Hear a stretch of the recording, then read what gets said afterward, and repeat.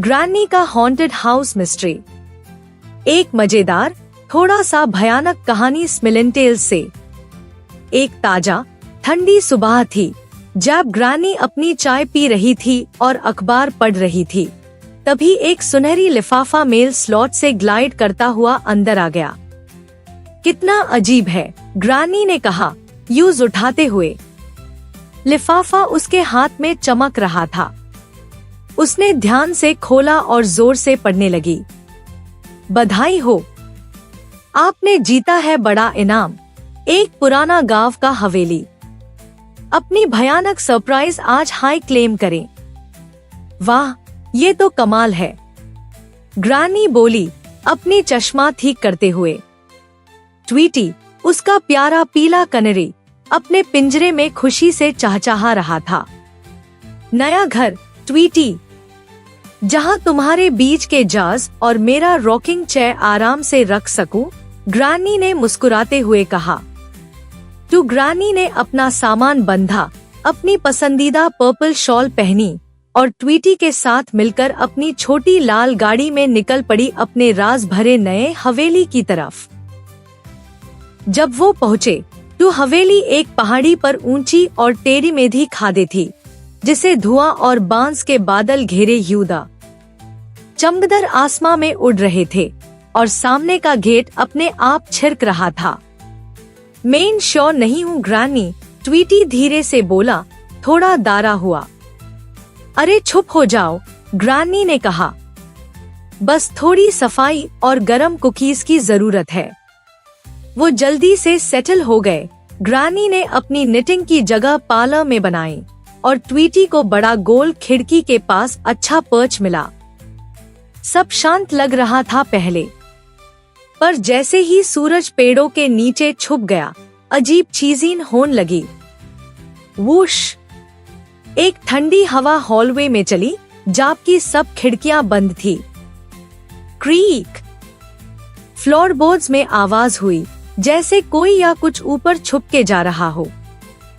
और जब ग्रैनी ने ट्वीटी को उसका पसंदीदा हनी स्वीट बीज दीन गई, वो बीज गायब था।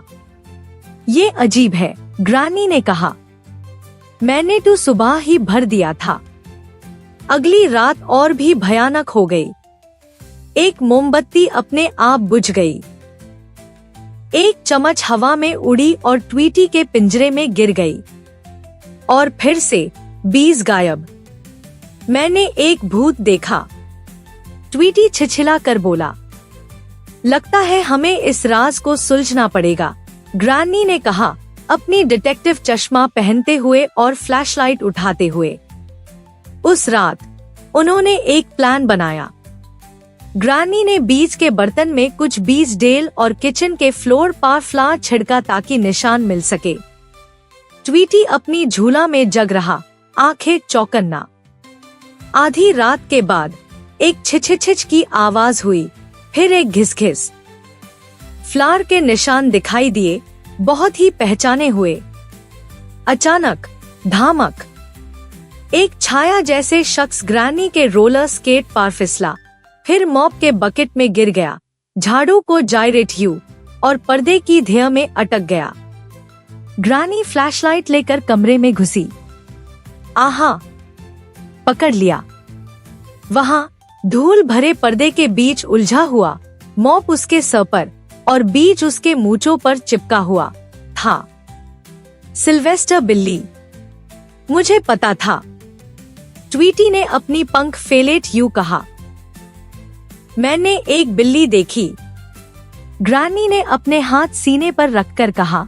सिल्वेस्टर, तुम ही पूरे टाइम भूत थे? सिल्वेस्टर शामेट ह्यू अपने बालों से फ्लावर हटते हुए बोला, मैं तो बस रात को थोड़ा खाना लेने की कोशिश कर रहा था। वाह, बड़ा कहानी है, ग्रैनी ने अपने आंखों को छोटा करते हुए कहा। तुम ट्वीटी के पीछे छुप के आने की कोशिश कर रहे थे, है ना? शायद थोड़ा बहुत, सिल्वेस्टर ने मना लिया। अरे, भूत बन के घूमना और छुप के आना पड़ोसी वालों के लिए अच्छा नहीं, ग्रैनी ने सख्ती से कहा। पर अगर तुम वादा करते हो कि अब ऐसे नाटक नहीं करोगे और ट्वीटी को परेशान नहीं करोगे, तो तुम रात का खाना खा सकते हो। मैंने कैरेट कैसरोल बनाया है। सिल्वेस्टर का पेट गुराया। ठीक है, डील। उस दिन के बाद हॉन्टेड हाउस इतना भयानक नहीं रहा। ग्रैनी, ट्वीटी और सिल्वेस्टर ने मिलकर उससे अपना प्यारा घर बना लिया। सिल्वेस्टर के पास अपना खाने का बर्तन था, ट्वीटी के पास उसके बीच का सुरक्षित जगह और ग्रैनी आराम से निटिंग कर पाती थी। बस कभी कभी सिल्वेस्टर यान के साथ उलझा देता था, और जब भी हवा चीखती या दरवाजा छिड़कता, वो सब हंस देते, क्योंकि वो जानते थे कोई भूत नहीं था, सिर्फ एक बिल्ली जो बीज चुराने और शरारत करने में माहिर थी। 2. अगर आपको रात में कभी कोई अजीब आवाज सुनाई दे, तो डरे मत। हो सकता है सिल्वेस्टर दोबारा मॉप पा फिसला हो। आपको ग्रैनी की ये मजेदार सिली स्पूकी कहानी पसंद आई? और भी मैजिकल कहानियां चाहिए जिनमें हो हंसी, सीख और प्यारे किरदार? तो जरूर सब्सक्राइब करें स्मिलन टेल्स को और कभी भी कहानी मिस ना करें। The Accidental Hero by Smillen Tales. It was a bright Smurfy morning, and Clumsy Smurf was doing what he did best, stumbling. While the other Smurfs were collecting berries near the edge of the forest, Clumsy tripped over a tree root and tumbled headfirst into a bush. "Whoa, Smurf me!" he yelped, rolling through leaves and branches until thud. He vanished into a hidden hole in the ground. Clumsy landed with a puff of dust inside a dark, ancient tunnel. Cobwebs clung to the stone walls, and glowing mushrooms lit the path like stars. "Uh-oh, where am I?" he muttered, brushing off moss from his hat. He wandered nervously until he reached a giant stone door etched with mysterious Smurf runes. Should I touch it? He wondered. Of course he did. Clumsy leaned on the door, and with a creak, it swung open. Inside was a glowing crystal shaped like a Smurf. Before he could even say, "Oops," Clumsy tripped on a loose stone and fell flat on his face, right onto a carved button. Suddenly, the crystal pulsed with light. A wave of blue energy shot out of the chamber, rushing toward the village. Meanwhile, back in Smurf Village, Gargamel and Azrael were sneaking up, cackling wickedly. "I'll finally catch them all," Gargamel growled. But before he could cast a spell, the blue energy arrived, forming a glowing shield around the village. Gargamel's magic bounced off harmlessly. What trickery is this?" he screamed as he and Azrael were sent flying backward into a mud puddle. Back in the tunnel, Clumsy blinked. "Did I do that?" Moments later, Papa Smurf and the others arrived, following the trail. They gasped at the glowing relic. "Clumsy," Papa said, smiling. "You just activated the shield of Smurfara, something we thought was lost forever. You saved the village." Clumsy's cheeks turned as red as a Smurf berry. I did? "Yes," the Smurfs cheered, lifting him up. "Hooray for Clumsy Smurf, the accidental hero." As they made their way back, Clumsy couldn't help but grin. Maybe being clumsy wasn't such a bad thing after all. Enjoyed this magical tale? Subscribe to catch Smilin' Tales for weekly stories filled with wonder, laughter, and heartwarming adventures. Elf. Avengers infinity war universe बचाने की जंग, स्माइलन tales कहानी। कहीं दूर अंतरिक्ष के अंधेरे में एक शक्तिशाली टाइटन रहता था जिसका नाम था थानोस। उसका एक ही सपना था, दुनिया के आधे जीव को मिटा देना, ताकि बचा हुआ आधा संसार सुकून से जी सके।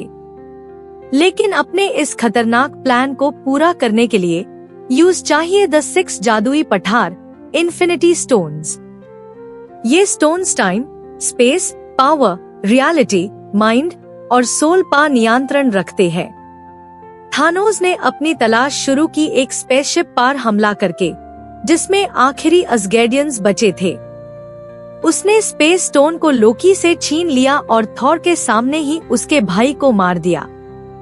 हेमडॉल ने अपने अंतिम शक्तियों से हल्क को धरती पर भेज दिया और उसके बाद थानोस ने स्पेसशिप को तबाह कर दिया। हल्क गिरते गिरते डॉक्टर स्ट्रेंज के घर में क्रैश लैंड हुआ और सबको चेतावनी दी थानोस आ रहा है। Iron Man, Tony Stark, Doctor Strange, Wong और बाद में स्पाइडरमैन पीटर पार्कर इस खतरे के लिए तैयार हो गए। पर जल्दी हाई थानोस के सैनिक ब्लैक ऑर्डर न्यूयॉर्क पहुंच गए और पहला बड़ा युद्ध शुरू हुआ। इसी दौरान अंतरिक्ष में गार्डियंस ऑफ द गैलेक्सी ने थॉर को बेहोशी की हालत में पाया और उसकी जान बचाई। थॉर रॉकेट और ग्रूट के साथ मिलकर एक नई शक्तिशाली कुल्हाड़ी स्टॉर्मब्रेकर बनाने गया, जबकि बाकी गार्डियंस ने थानोस को रियलिटी स्टोन तक पहुंचने से रोकने की कोशिश की। लेकिन थानोस हमेशा एक कदम आगे था और उसने अपनी गॉड ली हुई बेटी गैमोरा को पकड़ लिया। सोल स्टोन पाने के लिए थानोस को अपनी सबसे प्यारी चीज की बाली देनी थी। दुख के साथ उसने गैमोरा को एक पहाड़ से नीचे गिरा दिया और सोल स्टोन ले लिया। धरती पर विजन और स्कारलेट विच पर हमला हुआ क्योंकि विजन के माथे में माइंड स्टोन था। कैप्टन अमेरिका, ब्लैक विडो और फाल्कॉन ने उनकी मदद की। सब लोग वकंदा चले गए जहां ब्लैक पैंथर और उसके सैनिकों ने विजन के स्टोन को सुरक्षित निकलने की कोशिश की। इसी समय Iron Man, Spiderman, Doctor Strange, Star Lord, Drax, Mantis और नेबुला ने थानोस का सामना उसके ग्रह टाइटन पर किया। एक समय ऐसा आया जब वे उसे हरने के करीब थे, पर जब स्टार लॉर्ड को पता चला कि थानोस ने गैमोरा को मार दिया है तो वो गुस्से में अपना नियंत्रण खो बैठा और थानोस छूट गया। फिर थानोस वकंदा आया अंतिम स्टोन के लिए। सबने बहादुरी से लड़ाई की। स्कारलेट विच ने माइंड स्टोन को तोड़ दिया, लेकिन थानोस ने टाइम स्टोन का इस्तेमाल करके समय को उल्टा कर दिया, स्टोन ले लिया और अपना गॉन्टलेट पूरा कर लिया।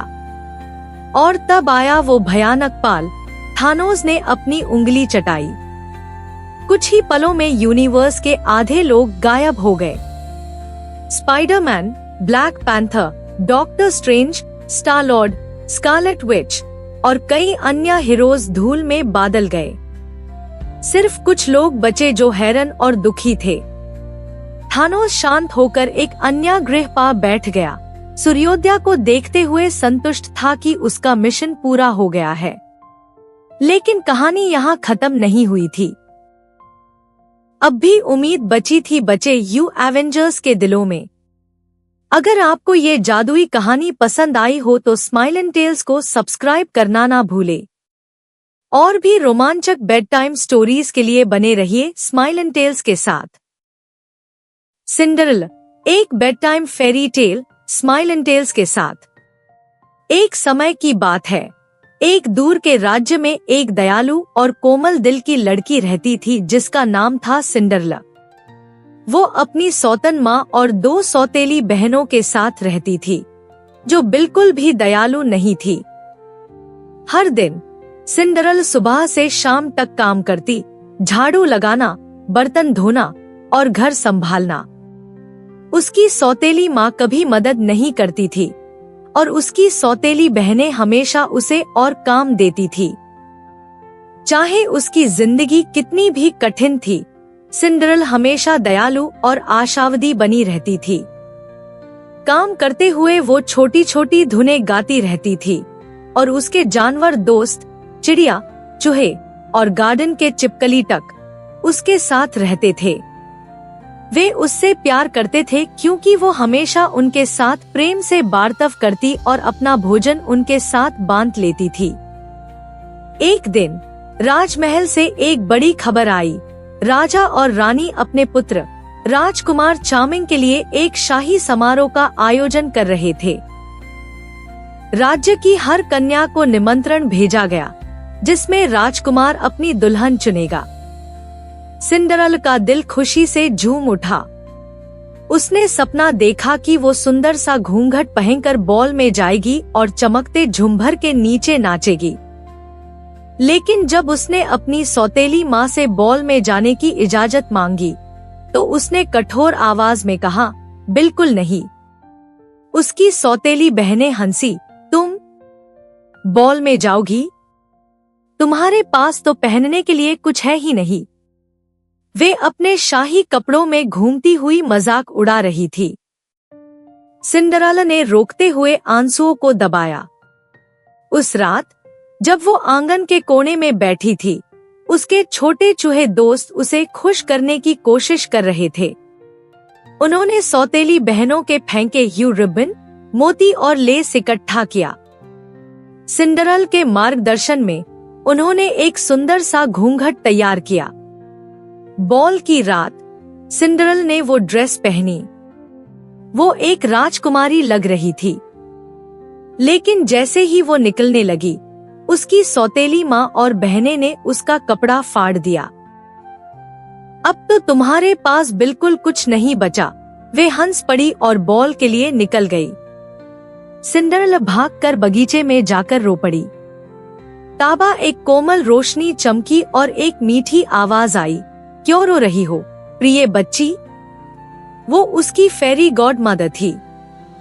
उसने अपनी जादू की छड़ी घुमाई और पूफ, सिंड्रेला का फाटा पुराना ड्रेस एक चमकदार बॉल गाउन में बदल गया, जो तारे की तरह चमक रहा था। उसके पैरों में नाजुक ग्लास स्लिपर्स आ गए। फेरी गॉड मदर ने कद्दू को सुनहरे रथ में, चूहों को घोड़ों में और चिपकलियों को सैनिक बनाया। लेकिन ध्यान रखना प्रिय, फेरी गॉड मदर बोली, आधी रात के बाद ये जादू समाप्त हो जाएगा। तुम्हें उससे पहले वापस आना होगा।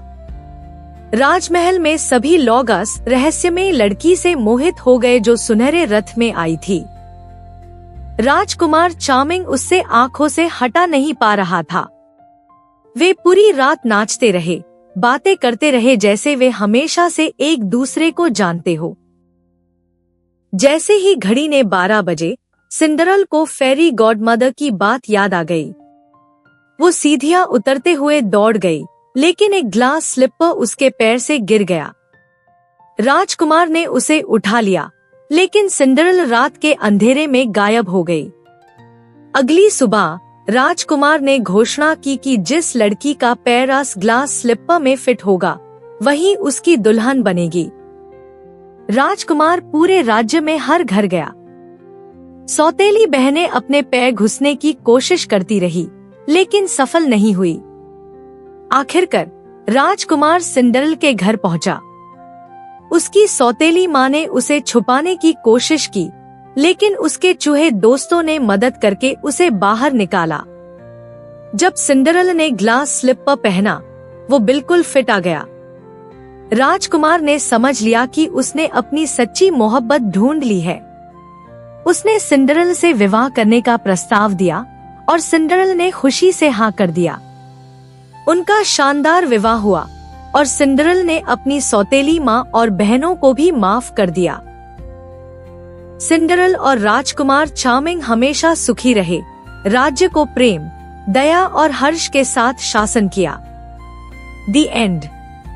अगर आपको ये बेड टाइम कहानी पसंद आई हो तो स्माइल एंड टेल्स को सब्सक्राइब करना ना भूले और भी जादुई कहानियों के लिए हमारे साथ बने रहे। Sweet dreams little one. Mini और उसके कीट मित्र। एक शांत घास का मैदान था जहाँ चांदनी फूलों को छूती थी और जुगनू सितारों की तरह नाचते थे। वही रहती थी एक कोमल परी जिसका नाम था मिनी। वो तुलीप के फूल जितनी छोटी थी और उसके पंख चमकीले लाल थे जिन पर काले स्पॉट्स द बिल्कुल लेडीबग जैसे। उसके बाल चांद की रोशनी जैसे चमकते थे और उसकी पहनी हुई पोशाक हरे क्लोवर के पंखड़ी से बनी थी।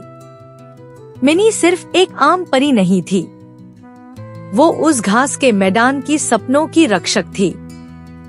हर शाम जब आसमां गुलाबी और बैंगनी रंगों से सजता, मिनी अपने छोटे पंख फैलाकर अपने KIMITRN की देखभाल के लिए उड़ जाती थी। उस शाम जब पहला तारा चमका, मिनी ने अपने पंख हिलाए और निकल पड़ी। उसकी उंगलियों से निकलती रोशनी उसका रास्ता रोशन करती थी जब वो लैम्प घास और खिलती डेजी के बीच से उड़ती थी। उसका पहला स्टॉप था सनफ्लावर हिल, जहाँ रहता था बसी, एक प्यारा बम्बलबी जो एक खोखले ताने में अपना घर बनाता था। हेलो बसी, मिनी ने मधुर आवाज में कहा। आज क्लोवर मीठा है क्या? बसी ने खुश होकर गुनगुनाया। बहुत मीठा। एक बूंद ट्राई करोगी? मिनी हंसी और हवा में गोल गोल घूम गई। नहीं बसी, मैं रात की देखभाल पे हूँ। फिर भी बसी ने उससे एक ड्यूड्रॉप शेल में रखा हुआ नेक्टार दिया। सफर के लिए, उसने कहा। मिनी ने मुस्कुराकर धन्यवाद दिया और अपनी डैंडलायन पफ की सैचल में आस नेक्टार को रख लिया। वो मूनलाइट में चमकती नदी के ऊपर से उड़ती हुई गई, जहाँ क्रिक्सी नाम का क्रिकेट एक लिली पैड पा बैठा था और अपने पैरों से एक मीठा ललेबाय बाजा रहा था। मिनी एक पंखड़ी जैसे धीरे से नीचे आई। बहुत प्यारा बजा रहे हो क्रिक्सी। मेरे ख्याल से फ्रॉग्स तो सपनों में चले गए होंगे। क्रिक्सी मुस्कुराया और झुका। थोड़ी देर आराम करोगी? मिनी उसके पास बैठ गई। उसके पंख उसकी पीठ के पीछे अक्सर हो गए। क्रिक्सी की धुन और पानी की हल्की ससराहट ने मिनी को शांति दी। कुछ देर बाद मिनी खादी हो गई। शुक्रिया क्रिक्सी, अब मुझे आगे बढ़ना होगा। फिर मिनी उड़ती हुई पेड़ों के पास पहुंची, जहां ग्लिमा नाम की फायरफ्लाई अपना रोशनी भरा नाच शुरू कर चुकी थी। उसका नूर दिल की धड़कन की तरह चमक रहा था। ग्लिमा, मिनी बोली, आज तुम्हारी रोशनी बहुत सुंदर लग रही है। ग्लिमा ने रोशनी से जवाब दिया। क्या तुम मेरे साथ उड़ोगी? रात के जीवों के लिए रास्ता दिखा रही हूँ। मिनी हाँ में सर हिलाकर उसके साथ उड़ गई। दोनों ने मिलकर हवा में चमकती डोरियां छोड़ी, सुनहरी और लाल रोशनी से भरी हुई। आसमान के तारे भी जैसे उनके पीछे पीछे आ रहे थे। रास्ते में उन्होंने धीरे धीरे चल रहे बीटल्स, जम्हाई ले रहे एंट्स देखे। फिर एक सॉफ्ट ग्रीन ग्लो दिखा। एक ग्लोवॉर्म एक छोटी सी बेबी कैटरपिलर को एक पट्टे में लपेटकर कहानी सुना रहा था। मिनी मुस्कुराई और उसके पास उतर गई। कहानी ध्यान से सुनते हुए उसने शांति महसूस की। ग्लोवॉर्म की रोशनी ने सबको शांत रोशनी में लपेट लिया। मिनी ने जम्हाई ली और हल्की सी पंख हिलाई। अब मुझे घर जाना होगा, उसने धीरे से कहा। गुड नाइट फेरी मिनी, ग्लोवॉर्म ने कहा। सपनों में खिलना। मिनी धीरे धीरे अपने घर लौटी, जो एक सेफ डेजी के बेल के अंदर था। उसका बिस्तर थिसलडाउन और मॉस से बना था और उसका बुकशेल्फ रात की कहानियों से भरा था। उसने अपना सॉफ्ट स्लीपिंग गाउन पहना, जो स्पाइडर सिल्क और मून पेटल्स से बुना गया था। सैचल को एक छोटी सी ट्विग पर लटका दिया। पंख प्यार से फोल्ड कर दिए। फूल की पंखड़ी जैसे खिड़की से वो प्योर मैदान को देखती रही, सब कुछ शांत, जुगनुओं की रोशनी में चमकता। बसी सोया था अपने सनफ्लावर में, क्रिक्सी अपने लिली पैड पर, ग्लिमर डोर चमक रही थी और ग्लोवॉर्म धीरे धीरे अपना नूर कम कर रहा था। मिनी ने प्यार से कहा, गुड नाइट मेरे दोस्तों। तारे के नीचे मीठा सपना देखना। और फिर वो अपने मॉस के बिस्तर में लिपट गई। एक छोटी सी नेक्टा की बूंद उसके पास थी और उसने अपनी आंखों को धीरे धीरे बंद कर लिया। घास के मैदान के सारे जीवों के सपने हवा में टेर गए, मिनी की जादू भरी नींद से। और इस तरह मैदान सो गया। The end. क्या आपको मिनी की जादू भरी फेरी यात्रा पसंद आई? अगर आप और भी ऐसी सपनों जैसी बेड टाइम कहानियाँ चाहते हैं जो आपके छोटों को शांति से सुला दे, तो जरूर सब्सक्राइब कीजिए स्माइल टेल्स को, जहां बेड टाइम बैंड जाता है magical. The three little pigs by Smile and Tales. एक दफा का जिक्र है, 3 छोटाई सुआ अपने अपने घर बनाने निकले। अनहोन ने अपनी माँ को अलविदा कहा और वादा किया कि वो मजबूत घर बनाएंगे ताकि महफूज रह सकें। पहला छोटा सुअर 12 खुश मिजाज था। उसे काम से ज्यादा खेलना पसंद था। उसने अपना घर घास स्ट्रॉ से बनाया और जल्दी खत्म कर लिया। अब मैं आराम करूंगा और मेज से खेलूंगा, उसने खुशी से नाचते हुए कहा। दूसरा छोटा सुअर थोड़ा ज्यादा समझदार था। उसने सोचा कि लकड़ियों स्टिक्स का घर थोड़ा मजबूत होगा। उसने दोपहर तक घर बना लिया और फख्र महसूस किया। ये तो घास से मजबूत है और इतना वक्त भी नहीं लगा, उसने कहा।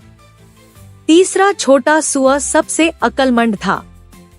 उसने ईंटन ब्रिक्स का घर बनाने का फैसला किया। यूज कई दिन लगे, गारहा तैयार करते, ईंटें लगाते और चिमनी बनते हुए। उसके भाई हंसने लगे। इतना मेहनत क्यों? अनहोन ने पूछा। क्योंकि मैं चाहता हूँ कि मेरा घर हमेशा के लिए मजबूत रहे, उसने जवाब दिया। फिर एक दिन एक भूखा बारा बुरा भेड़िया बिग बैड वुल्फ गांव आया। उसने घास का घर देखा और होंठ चाटे। छोटाई सुअर, मुझे अंदर आने दो। बिल्कुल नहीं, मेरी दाढ़ी के एक बाल तक से नहीं, सुअर चीखा। तुम्हें फूकून जिए, जोर से फूकून जिए और तुम्हारा घर गिरा दून जिए। और एक जोरदार सांस के साथ भेड़िए ने घास का घर गिरा दिया। सुअर भगता हुआ अपने भाई के लकड़ी के घर में चला गया। भेड़िया पीछे आया और दरवाजा खटखटाया। छोटाई सुअरों, मुझे अंदर आने दो। बिल्कुल नहीं, हमारी दाढ़ी के बालों तक से नहीं। तुम्हें फूकून जिए, जोर से फूकून जिए और तुम्हारा घर गिरा दून जिए। एक जबरदस्त फूंक के साथ लकड़ी का घर भी गिर गया। दोनों सुअर भागकर तीसरे भाई के ईंटन के घर में चले गए। भेड़िया आया और जोर से दरवाजा पीटने लगा। छोटाई सुअरों, मुझे अंदर आने दो। बिल्कुल नहीं, हमारी दाढ़ी के बालों तक से नहीं। तुम्हें फूकून जिए, जोर से फूकून जिए और तुम्हारा घर गिरा दून जिए। उसने फूंका और फूंका, लेकिन ईंटन का घर हिलका भी नहीं। गुस्से में भेड़िया छत पर चढ़ गया और चिमनी से अंदर घुसने लगा। लेकिन तीसरे सुअर ने तैयारी कर राखी थी। चूल्हे पर गर्म पानी की देग राखी थी। भेड़िया नीचे गिरा, चपात, और चीखता हुआ वापस चिमनी से भाग गया। दोबारा कभी नहीं आया। तीनों सुअर नाचे और खुशी मनाई। उस दिन के बाद अनहोन ने सीख ली, मेहनत और अकल का फल जरूर मिलता है। और वो हमेशा खुशी से रहते रहे। क्या कहानी पसंद आई? स्माइल एंड टेल्स को सब्सक्राइब करें हर हफ्ते नए दिलचस्प और सीख भरे कहानियों के लिए। मुस्कुराते रहिए, सीखते रहिए। आर्मोर्ड स्पाइडरमैन कैप्टन अमेरिका को ज़ॉम्बीज़ के हमले से बचाता है। एक अंधेरे और तबाहशुदा शहर में आसमान बिजली से चमक रहा था। इमारतें आधी गिर चुकी थीं और गलियों में देखकर लगता था जैसे कुछ अजीब ग्राउलिंग आवाज़ें गूंज रही हो। एक अजीब वायरस ने लोगों को तेजी से दौड़ने वाले खतरनाक ज़ॉम्बीज़ में तब्दील कर दिया था और अब वो हीरोज का शिकार कर रहा था। कैप्टन अमेरिका एक सीक्रेट मिशन पर था। उसे एवेंजर्स टावर के नीचे छुपी आखिरी इलाज की वायल हासिल करनी थी। शील्ड मजबूती से हाथ में था और वो अंधेरों में ज़ॉम्बीज़ के अटैक से भाग रहा था। अचानक बैम, एक ज़ॉम्बी ऊपर से उछलकर उस पर गिर गया और शील्ड हाथ से गिर गया। और भी ज़ॉम्बीज़ उसे घेर चुके थे। नॉट टुडे, एक आवाज ऊपर से आई। क्रैश! एक रेड और सिल्वर आर्मोर में लिपटे हीरो ने रूफटॉप से जंप लगाया और अपनी शॉक वेब ब्लास्ट से ज़ॉम्बीज़ को गिरा दिया। आर्मोर्ड स्पाइडरमैन आ चुका था अपने नए टेक सूट में, जो सिर्फ खास मिशंस के लिए बनाया गया था। कैप, सब ठीक? स्पाइडरमैन ने पूछा। वक्त पे आ गए, स्पाइडरमैन, कैप ने सांस लेते हुए कहा। ये ज़ॉम्बीज़ अजीब तेजी से मूव कर रहे हैं। मैंने वेब्स को स्टन चार्ज से अपग्रेड किया है। चलो इनको संभलते हैं, स्पाइडी ने कहा। दोनों हीरोज पीठ से पीठ मिलकर ज़ॉम्बीज़ का सामना करने लगे। सैप, ट्विप, क्लैंग, स्मैश। स्पाइडी ने इलेक्ट्रिफाइड वेब्स फायर की जो ज़ॉम्बीज़ को हवा में फ्रीज कर देती, जबकि कैप अपने शील्ड से अटैक्स ब्लॉक कर रहा था। फिर एक म्यूटेटेड मेगाज़ॉम्बी ने बिल्डिंग की दीवार तोड़कर एंट्री ली। 12 फुट से ज्यादा लंबा, उसकी आंखें हरी रोशनी से चमक रही थीं और सीधा कैप की तरफ देख रहा था। लेफ्ट तुम लो, मेन इस मॉन्स्टर को डिस्ट्रैक्ट करता हूँ, स्पाइडरमैन चिल्लाया। जब कैप वॉल्ट तक रास्ता साफ कर रहा था, स्पाइडी हवा में फ्लिप करते ह्यू जायंट से लड़ रहा था। उसने एक्टिवेट किया आर्मो मोड, मैक्स स्ट्राइक, और उसके सूट ने ब्लू एनर्जी क्लॉस निकाल लिए। फिर एक आखिरी लीप में उसने चिल्लाया, वेबहैमर स्लैम, और ज़ॉम्बी के सर पर जोर से हिट किया। ज़ॉम्बी पठार में दफन हो गया। इसी वक्त कैप ने वायल ले ली। मिल गया, कैप चिल्लाया। दोनों हीरोज ने स्पाइडी के जेट बूस्टेड वेब विंग्स का इस्तेमाल करते हुए उड़ान भरी। नीश ज़ॉम्बीज़ का तूफान और पीछे धमाकाई हो रहे थे। जब वो एक रूफटॉप पर उतरे, कैप ने कहा, तुमने मेरी जान बचाई फिर से, स्पाइडरमैन। मल्टीवर्स का एक और दिन, स्पाइडी मुस्कुरा कर बोला। लेकिन अगली बार ज़ॉम्बी फ्री मिशन चाहिए। दोनों हंस पड़े जब सूरज अंधेरे बादलों के पीछे से निकला और तबाह शहर पर उम्मीद की रोशनी छा गई। खत्म। क्या आपको ये हेरोइक कहानी पसंद आई? सब्सक्राइब करें स्माइल एंड टेल्स, जहां मुस्कुराहट और कहानियां शुरू होती है। मीना और लाइब्रेरी ऑफ वंडर्स। मीना एक 10 साल की तेज और तजस्सुस से भरी लड़की थी जिसे किताबें पढ़ने का बहुत शौक था। जब दूसरे बच्चे लंच के वक्त बाहर खेलते थे, मीना लाइब्रेरी के एक पुराने कोने में छुपकर ड्रैगन, मुसाफिर और दूसरी अजीब कहानियां पढ़ती रहती थी। एक दिन कुछ अजीब हुआ। जब मीना ने अपने बैग से लंच निकालने के लिए हाथ डाला, उसे कुछ ठंडा और चिकना महसूस हुआ। ये एक छोटी सी नीली रोशन पठार थी जो चमक रही थी। उसने पहले कभी ऐसी चीज नहीं देखी थी। हैरान होकर मीना लाइब्रेरी के सबसे पुराने शेल्फ के पास चली गई। जैसे हायास ने पठार को शेल्फ के पास लाया, किताबें हिलने लगी। अचानक शेल्फ एक दरवाजे की तरह खुल गई और उसके पीछे एक चमकती हुई रोशनी का पोर्टल था। बिना हिचकिचाहट मीना उस पोर्टल में चली गई। उसने देखा कि वो एक नई दुनिया में आ गई थी।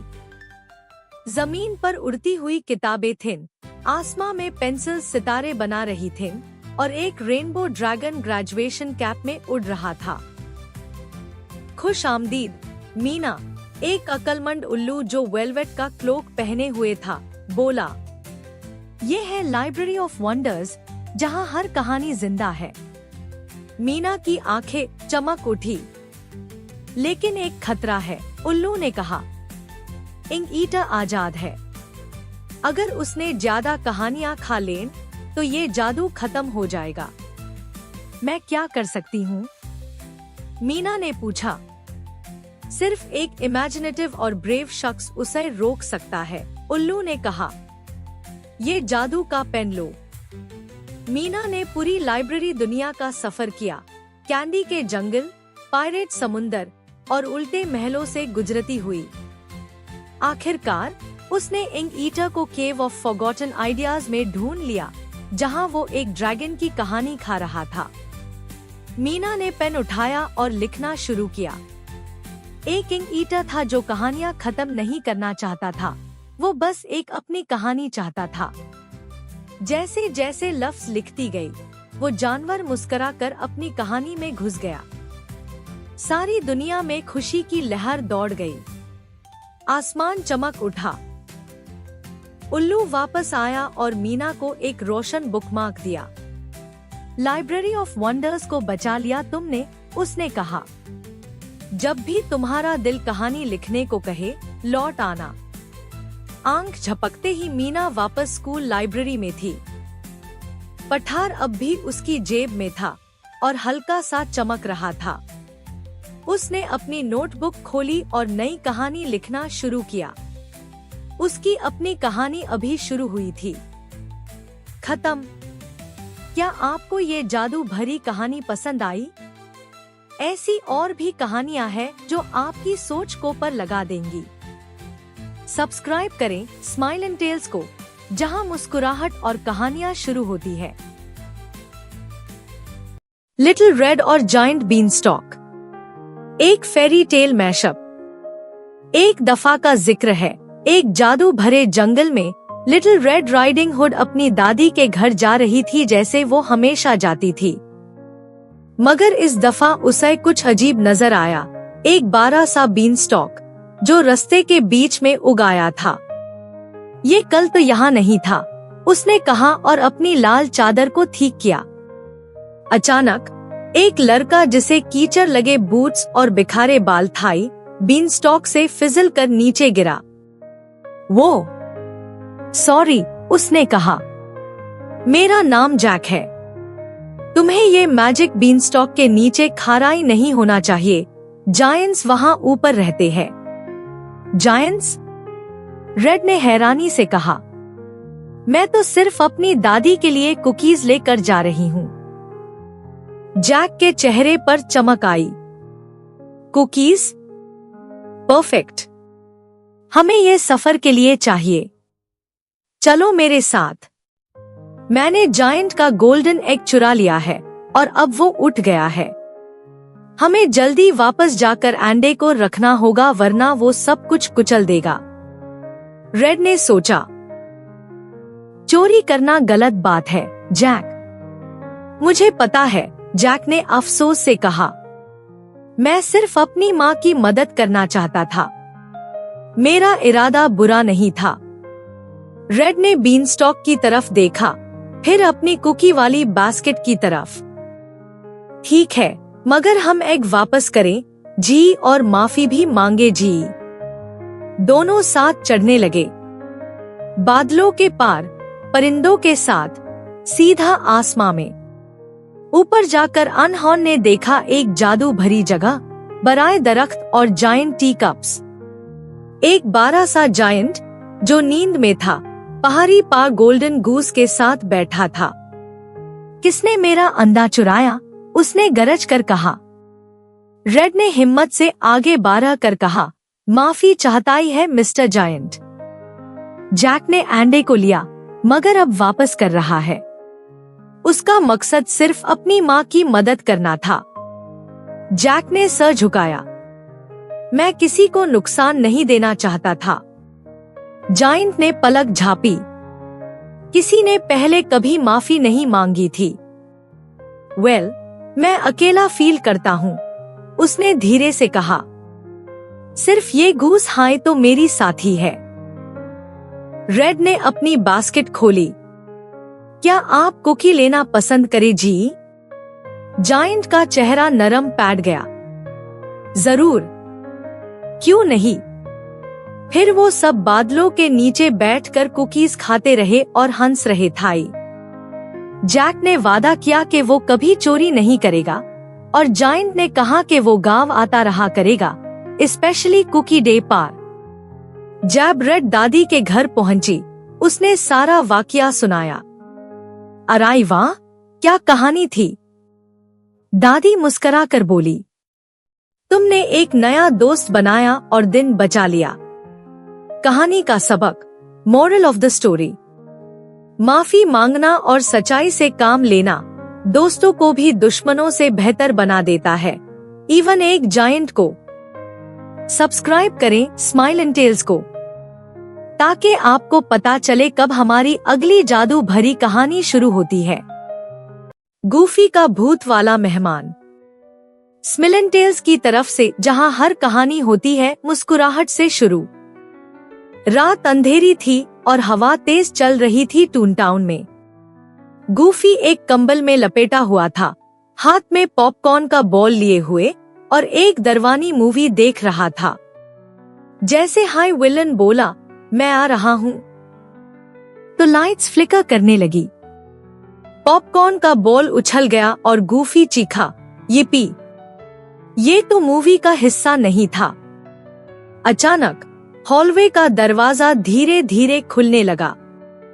गवर्श, क्या कोई है वहां? गूफी ने धीमी आवाज में कहा। कोई जवाब नहीं आया, मगर फिर एक हल्की सी हंसी गूंज उठी। गूफी दौड़कर फोन के पास गया और मिकी को कॉल किया।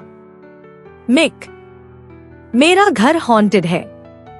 मैंने एक भूत की हंसी सुनी, अपनी फेवरेट स्लिपर्स की कसम। मिकी डोनाल्ड डक के साथ आया, दोनों के हाथ में फ्लैशलाइट और नोटपैड था। फिक्र मत करो गूफ, हम ये मिस्ट्री सॉल्व करेंगे, मिकी ने पुरेटमार्ड लहजे में कहा। तीनों घर में धीरे धीरे चलते रहे। पर्दे हिल रहे थाई, मगर खिड़कियां बैंड थे। एक चम्मच हवा में ऊंचा उठा, घूमा और फिर आराम से सिंक में गिर गया। डोनाल्ड चीखा, ये तो पोल्टरगोस्ट है। मिकी ने आंखें चमकाई। रुको ज़ारा, ये भूत डरवाना नहीं लगता। यहाँ देखो। उसने एक स्माइली फेस की तरफ इशारा किया जो धूल में बना हुआ था। अचानक एक चमकदार जिस्म सोफा के पीछे से निकलकर तैरता हुआ सामने आया। वो एक छोटा, ट्रांसपेरेंट भूत था, जिसके बड़े बड़े क्यूरियस आंखें और शर्माई सी मुस्कुराहट थी। हाय, उस भूत ने हल्की, स्क्वीकी आवाज में कहा। मैं सिर्फ घर लौट रहा था गोस्ट स्कूल से, रास्ता भटक गया। गूफी का मुंह खुला का खुला रह गया। तो तुम सिर्फ एक छोटा गोस्ट किड हो? भूत ने सर हिलाकर हाँ कहा। मैंने तुम्हारा पॉपकॉर्न देखा और मूवी देख रही थी। डोनाल्ड अब भी एक ब्रूम को तलवार की तरह पकड़े हुए यूज धीरे धीरे नीचे रखा। तो तुम गूफी को हॉर्न करने नहीं आए? नोप, भूत हंसा। मुझे सिर्फ एक दोस्त चाहिए जो हाइड एंड सीक खेले, मिकी ने मुस्कुराकर कहा। तो फिर क्यों ना तुम हमारे साथ स्नैक और कहानी नाइट के लिए रुक जाओ? हम नए दोस्तों को पसंद करते हैं। गूफी चमक उठा।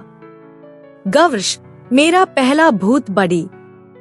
सबने मिलकर कुकीज खाई। भूत को मार्शमैलोज ज्यादा पसंद आए। हाइड एंड सीक खेली, भूत छुपने में एक्सपर्ट था, और एक और स्पूकी मूवी देखी, मगर इस दफा मेज के साथ हंस हंस कर। रात के आखिर में भूत ने हाथ हिलाकर कहा, शुक्रिया, ये मेरी जिंदगी का सबसे फन वक्त था। फिर जरूर आना। गूफी चीखा, अब फखर के साथ अपने स्पूकी मेहमान को दोस्त कहकर पुकारता है। कभी कभी जो चीजें हमें डरवानी लगती है, वो सिर्फ थोड़ी सी घालत समझ होती है, और मेहरबानी से तो भूतों को भी अच्छे दोस्त बनाया जा सकता है। अगर आपको गूफी की ये गोस्टली एडवेंचर पसंद आई हो, तो लाइक, शेयर और सब्सक्राइब करना ना भूलें हमारी चैनल स्मिलेंटेल्स को, जहां हर कहानी होती है मुस्कुराहट, दिल और जादू के साथ। बार्नी का दोस्ती भरा संगीत सफर। एक रोशन सुबह थी प्लेग्राउंड में, और बार्नी, वो प्यारा पर्पल डायनासोर, अपना जादू भरा गिटार ट्यून कर रहा था। आज उसने मुस्कुराते हुए कहा, हम दोस्ती के गीत गाएंगे। बीजे दौड़ता हुआ आया, खुशी से उछलता हुआ। बार्नी, मैंने शेयरिंग पर एक सॉन्ग लिखा है। बार्नी ने मुस्कुराते हुए कहा, वाह, मैं सुनने के लिए इंतजार नहीं कर सकता। फिर बेबी बॉप आई, अपना ब्लैंकी गालाए लगाए, और मैं अपना फ्रेंडशिप क्राउन लाई हूँ। हर कोई आईएसी पहने जब हम गाए। बार्नी ने ताली बजाई। ये तो डिनोमाइट आइडिया है। बचाई इकट्ठे हुआई, और गिटार के एक चमकदार स्ट्रम के साथ बार्नी ने सफर शुरू किया। चलो नए दोस्त बनाएं और सीखें कि दोस्ती का मतलब क्या है। केयर, शेयर और फेयर प्ले। वो रेनबो टनल से गुजरे जो ले जाती थी उन्हें फ्रेंडशिप फॉरेस्ट में। वहां मिले उन्हें एक शर्मैले गिलहरी स्क्वीकी।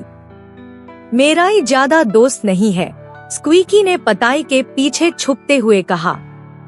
बार्नी ने प्यार से गया। शाय होना ठीक है, हम मदद करेंगे ही कहने में। बेबी बॉब का क्राउन और बीजे का शेयरिंग सॉन्ग सुन के स्क्वीकी धीरे धीरे मुस्कुराया और मस्ती में शामिल हो गया। वाओ, उसने कहा, तुमने मुझे हिम्मत दी। मैं पहली दफा दोस्तों के साथ डांस कर रहा हूँ। अगला स्टॉप था माउंटेन ऑफ मैनर्स, जहाँ कुछ माउंटेन गोट्स झगड़ा कर रहे थाई के पहले कौन गए। बार्नी ने गिटार बजाया, पालाई पालाई गाए, दोस्ती यूं बढ़ती जाए। और गीत के आखिर तक सब गोट्स साथ मिल के गा रहे थाई, हंस रहे थाई, गले मिल रहे थाई। आखिरी मंजिल थी रिवर ऑफ रिमेम्बरिंग। सबने बैठ के सोचा कि अनहोन ने क्या सीखा। बीजे बोला, दोस्ती सिर्फ लेने का नहीं, दीन का भी नाम है। बेबी बॉब बोली, और कभी कभी सबसे खामोश दोस्त ही सबसे रोशन चमकते हैं। बार्नी ने सबको गाले लगाया। दोस्ती सबसे खूबसूरत गीत है जो हम सबके दिलों में रहता है। फिर सबने मिलकर फाइनल गीत गाया। दोस्ती एक मेलोडी है जो हर कोई गा सकता है। मोहब्बत और काइंडनेस का गीत जो हम रोज शेयर करते हैं। जब सिताराए रिवर के ऊपर चमक रहे थाई, बार्नी ने अपने दोस्तों की तरफ देखा और मुस्कुराया। जहाँ भी हम जाए, उसने कहा, संगीत और दोस्ती हमेशा हमें साथ लाते हैं। अगर आपको ये म्यूजिकल दोस्ती भरा सफर पसंद आया तो लाइक, शेयर, सब्सक्राइब करें हमारे चैनल स्मिलन टेल्स, जहाँ हर कहानी मुस्कुराहट से शुरू होती है और एक प्यार भले हक के साथ खत्म होती है। राजकुमारी सोफिया की जादुई ड्रेस। स्माइलन टेल्स के द्वारा। एक समय की बात है, ल्यूनालाइट नाम के रंगीन राज्य में एक दयालु लड़की रहती थी जिसका नाम था सोफिया। वो एक राजकुमारी नहीं थी, अभी तक नहीं। वो अपनी माँ के साथ एक छोटी सी गांव में रहती थी। उनके पास ज्यादा कुछ नहीं था, पर वो सब कुछ बांधती थी और बहुत हंसती थी। सोफिया को अपनी माँ के साथ सिलाई करना बहुत पसंद था और उसका सपना था कि एक दिन वो दुनिया की सबसे सुंदर ड्रेस डिजाइन करेगी। एक दिन जब वो जंगल के पास फूल तोड़ रही थी, उसने पैटर्न के पीछे कुछ हिलता हुआ सुना। तभी एक चमकदार तितली, जिसे देखकर लग रहा था जैसे वो चमकते सपनों से बनी हो, उसके सामने आई। उसने सोफिया के सामने एक चमकदार सुनहरा धागा गिरा दिया। सोफिया ने उसे उठाया। वाह, ये तो तारे जैसा चमक रहा है। वो तुरंत घर गई और अपनी माँ को दिखाया। दोनों ने मिलकर उस सुनहरे धागे से एक नीला सुंदर ड्रेस बनाया, जिस पर बादल जैसी रिबन्स और छोटी छोटी चांद जैसी बटन्स लगी थी। पर रात को जब सोफिया ने ड्रेस पहनी तो कुछ अजीब हुआ। ड्रेस चमकने लगा, खुद भी खुद घूमने लगा और सोफिया को हल्का सा हवा में उठा लिया। ये ड्रेस टू जादुई है, सोफिया ने हैरानी से कहा। तभी एक छोटी परी चमकते चमकते सामने आई। नमस्ते सोफिया, मैं टिल्ली हूँ, सपनों की परी। ये ड्रेस जादुई है। इसे वही पहन सकता है जिसका दिल दयालु और मन बहादुर हो। सोफिया ने पूछा, क्या इसका मतलब मैं खास हूँ? टिल्ली मुस्कुराई। बहुत खास, और तुम्हारी मदद महल में चाहिए। एक चमकते सितारे जैसा जादू हुआ और ड्रेस ने सोफिया को हवा में उठा लिया, नदियों और पहाड़ों के पार, सीधा रानी मीरा के महल तक ले गया। रानी रो रही थी। मेरी बेटी राजकुमारी अरबेला जंगल में खो गई है। सोफिया ने हिम्मत से कहा, मेन यूज ढूंढ कर लूंगी। रानी हैरान हो गई। पर तुम तो एक छोटी लड़की हो। सोफिया ने झुकती हुई कहा, एक जादुई ड्रेस वाली लड़की, और मुस्कुराई। और वो निकल पड़ी जंगल की तरफ। उसकी ड्रेस अंधेरे में एक दीपक की तरह चमक रही थी। उसने आवाजों का पीछा किया, मदद करो, मदद। थोड़ी देर बाद उसने देखा कि राजकुमारी अर्बेला कांटे भरी बालों में फंसी है और एक भयानक जैसे ट्रोल उसके सामने है। दूर रहो, ट्रोल गरजा। उसने मेरी नींद खराब कर दी। सोफिया ने प्यार से कहा, मुझे माफ कीजिए। पायूज रोकने से आपको सुकून नहीं मिलेगा। ट्रोल उदास होकर बोला, मैं अकेला हूँ, कोई मुझसे मिलने नहीं आता।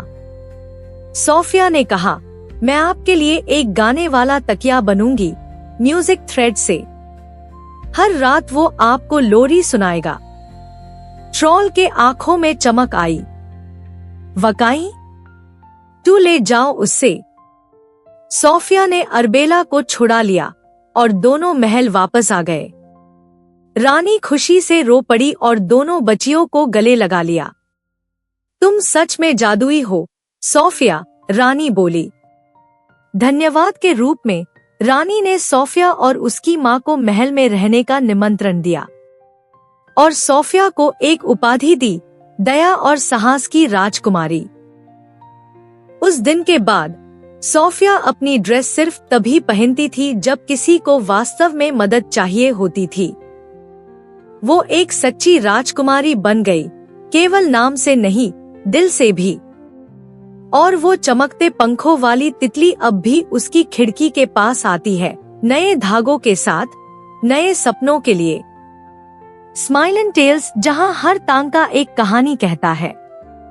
स्माइल एंड टेल्स, हर कहानी में मुस्कान। स्माइल एंड टेल्स, उड़ो अपने सपनों के साथ, जैसे सोफिया की ड्रेस। अगर आपको ये जादुई कहानी पसंद आई हो तो लाइक, शेयर और सब्सक्राइब करना ना भूले स्माइल एंड टेल्स के लिए, जहां हर हफ्ते आती है एक से बढ़कर एक ड्रीमी एडवेंचर्स और प्यारी कहानियां। आपकी अगला फेवरेट कहानी सिर्फ एक क्लिक डोर है।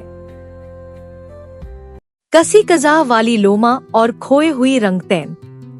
स्माइल एंड टेल्स बच्चों के लिए बेड टाइम कहानी। जादू से भरी एक जमीन थी जिसका नाम था कलरवेल। वहाँ रहती थी एक खूबसूरत लोमड़ी जिसका नाम था ल्यूमा। लेकिन वो आम लोमड़ी नहीं थी। उसका लंबा, नरम और फुल्का सा पूंछ कसी कजा के सारे रंगों में चमकता था। जब भी ल्यूमा पहरियों में उछलती, फूल खिल उठते, आसमां चमक उठता और हर जगह रंग भर जाते। उसका पूंछ जिंदगी में खुशी और रोशनी भर देता था। लेकिन एक सुबह ल्यूमा ने आंखें खोली और चौंक गई।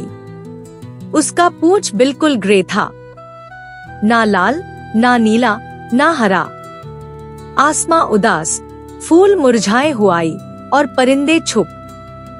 कलरवेल से खुशी चली गई थी। ल्यूमा भागी ओरेकल दी आउल के पास, एक अक्लमंद उल्लू जो सब जानता था। ओरेकल ने कहा, तुम्हारे रंग एलिमेंटल स्पिरिट्स ले गए हैं। हर एक ने एक रंग छुपा रखा है, लेकिन अगर तुम हिम्मत, मेहरबानी और अक्ल से काम लो तो तुम उन्हें वापस ले सकती हो। ल्यूमा ने गहरी सांस ली और सफर शुरू किया। सबसे पहला मुकाम था फ्लेम केव्स, जहां एम्बर नाम का आग का जिन लाल रंग की हिफाजत कर रहा था। लाल हासिल करना है तो आग के दायरे से गुजरना होगा, एम्बर बोला। ल्यूमा दार गई, लेकिन दोस्तों की खुशी सोचकर उसने छलांग लगाई। आग से निकलते ही लाल रंग उसके पूंछ में वापस आ गया। अगला था आइसी लेक, जहां पानी की परी ग्लेसिया ने नीला रंग छुपा रखा था। नीला चाहिए तो इन ठंडे परिंदों को अपनी मेहरबानी से गर्म करो, ग्लेसिया बोली। ल्यूमा रात भर उनके गर्द लपेटकर सोती रही। सुबह तक परिंदे फिर से चाक उठे और नीला रंग भी वापस। जंगल में एक हरा धुंध था जो पहेलियां पूछता था। ल्यूमा ने सब्र से हर पहेली हाल की और हरा रंग भी मिल गया। उसने हवा के तूफान से पीला पकड़ा और एक सोती ऑरेंज ड्रैगन को लोरी सुनाकर जगाया। आखिरी में एक पहाड़ी के एंडा ल्यूमा एक चमकती मिरर के सामने खड़ी थी। एक आवाज आई, तुम असल में कौन हो? ल्यूमा ने अपना ग्रे अक्स देखा और मुस्कुराकर बोली, मैं एक लोमड़ी हूँ जो दूसरों से ज्यादा उनकी खुशी की फिक्र करती है। मिरर चमक उठा और इंडिगो और वायोलेट भी उसके पूंछ में आ गए। अब ल्यूमा का पूंछ सारे रंगों से चमक रहा था। कलरवेल फिर से रोशन हो गया। आसमां गुलाबी, फूलों में रंग और लोग खुशी से झूम उठे। बचाई नाच रहे थाई, लोग तालियां बाजा रहे थाई और कसी कजा आसमां में फिर चमक उठी डॉट। ल्यूमा ने ये सब कुछ जादू से नहीं, अपने दिल, हिम्मत और प्यार से किया था। उस दिन के बाद कलरवेल कभी अपने रंग नहीं भुला, क्योंकि अब वो ल्यूमा के पूंछ में नहीं बल्कि उन सब के दिलों में था जो यकीन करते हैं। अगर आपको ये कहानी पसंद आई तो लाइक करें, शेयर करें और सब्सक्राइब करें स्माइल एंड टेल्स को, जहां हर रात एक नई जादू भरी कहानी आपका इंतजार करती है। बेल आइकन दबाना ना भूलिए ताकि आप कोई कहानी मिस ना करें। The Pied Piper of Hamelin, Urdu Roman bedtime story for kids, Smile and Tales. एक दफा का जिक्र है। हेमलिन नाम का एक शांत और खूबसूरत शहर था, लेकिन वहाँ एक बड़ा मसला था, चूहे। बाराई चूहे, छोटाई चूहे, हर जगह चूहे। घरों में, गलियों में, हट्टा के छतों पर नाचते हुआई चूहे। शहर वालों ने हर तरीका आजमा लिया, लेकिन कुछ भी काम ना आया। एक दिन धूप भरी सुबह एक अजीब शख्स शहर में आया। उसने एक रंग बिरंगा लंबा कोट पहना हुआ था और उसके हाथ में चमकता हुआ बांसुरी, फ्लूट था। मुस्कुराता हुआ कहने लगा, मैं हूँ पाइड पाइपर। मैं तुम्हारे शहर को चूहों से छुटकारा दिला सकता हूँ। बस मुझे इनाम में एक थैला सोना चाहिए। मैंने, जो बहुत परेशान था, फौरन वादा किया, अगर तुम वकाई चूहे भगा दो, सोना तुम्हारा होगा। पाइपर शहर के बीच में गया, अपनी बांसुरी उठाई और एक जादू भरी धुन बजाई। अचानक हर चूहा अपनी छुपने की जगह से निकल आया। एक के बाद एक चूहे नाचते हुए पाइपर के पीछे चल पड़े। वो सबको ले जाकर दरिया तक ले गया और स्प्लैश, सब चूहे पानी में कूद गए और बह गए। शहर वाले खुशी से झूम उठे। लेकिन जब पाइपर इनाम लेने आया तो मैं हंस कर बोला, वो तो सिर्फ एक धुन थी, सोना नहीं मिलेगा। पाइपर की आंखों में गुस्सा था, लेकिन उसने कुछ नहीं कहा। छुप छाप वहां से चला गया, लेकिन ज्यादा दूर नहीं।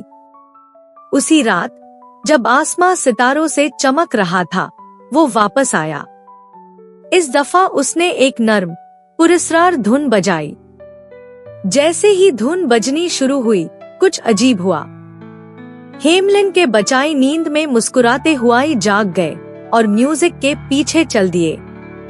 अपने बिस्तरों से उठकर पजामास और स्लीपर्स में हंसते खेलते वो सब पाइपर के साथ चले गए। वो उन्हें पहाड़ों की तरफ ले गया, जहां एक चमकती हुई गुफा उनको निगल गई और फिर हमेशा के लिए बंद हो गई। सिर्फ एक बचा रह गया, एक छोटा लड़का जो लंगड़ाता था और चल नहीं सका। उसने रोकर सबको बताया कि क्या हुआ। शहर वाले घम और शर्म से भर गए। उन्होंने अपना वादा तोड़ा था और अपने सबसे कीमती चीज खो दी थी। उस दिन के बाद हेमलिन के लोग हमेशा अपना वादा निभाने लगे और पाइड पाइपर की कहानी NASL दार NASL सुनाई जाने लगी। एक कहानी जादू, म्यूजिक और सच्चाई की अहमियत की। अगर आपको ये जादू भरी कहानी पसंद आई हो तो लाइक, शेयर और सब्सक्राइब करना ना भूलिए स्माइल टेल्स को, जहां हर रात एक नई कहानी आपका इंतजार कर रही होती है। बेल आइकन को क्लिक करें ताकि आप कोई कहानी मिस ना करें। टाइटल: माशा के क्रिएटिव क्राफ्ट्स, अपना खुद का टॉय बनाओ। मोरल: रचनात्मकता खुशी लाती है और जो चीज हाथों से बनाए वो हमेशा खास होती है। एक बार की बात है, एक बारिश भरी दोपहर थी और छोटी माशा बोर हो रही थी। उसने बाहर झांका, लेकिन कीचड़ और पानी के गड्ढे ज्यादा मजेदार नहीं लग रहे थे। HMPH, उसने मुंह बनाया। कुछ भी मजा नहीं आ रहा। तभी उसके दिमाग में एक शानदार आइडिया आया। वो दौड़ती हुई अपने रंग बिरंज क्राफ्ट बॉक्स के पास गई और निकाला थोड़ा फेल्ट, कुछ बटन्स, धागा और पुराने सॉक्स। आज हम अपना खुद का टॉय बनाएंगे, माशा ने खुशी से कहा। उसने सारा सामान जमीन पर फैला दिया और गाना गाते ह्यू रिबन, ग्लू, गूगली आईज और चमकीले कागज को सॉर्ट करने लगी। बेयर भी क्यूरियस होकर आ गया और सर टिल्ट कर दिया। मैं तुम्हें दिखाऊंगी, बेयर, माशा बोली। ये है क्राफ्टिंग टाइम। उसने एक नरम सॉक लिया, उसमें कॉटन भरा और ध्यान से एंड टाई किया। ये होगा इसका बॉडी, माशा ने एक होस्ट की तरह समझाया। फिर आई बटन वाली आंखें। देखो, अभी से इसकी मजेदार शक्ल बन गई। माशा हंसी और एक बड़ा रेड पॉम पॉम उसकी नाक के लिए चिपका दिया। उसने पिंक फेल्ट से लंबे कण साइल और मार्कर से एक नोटी स्माइल बनाई।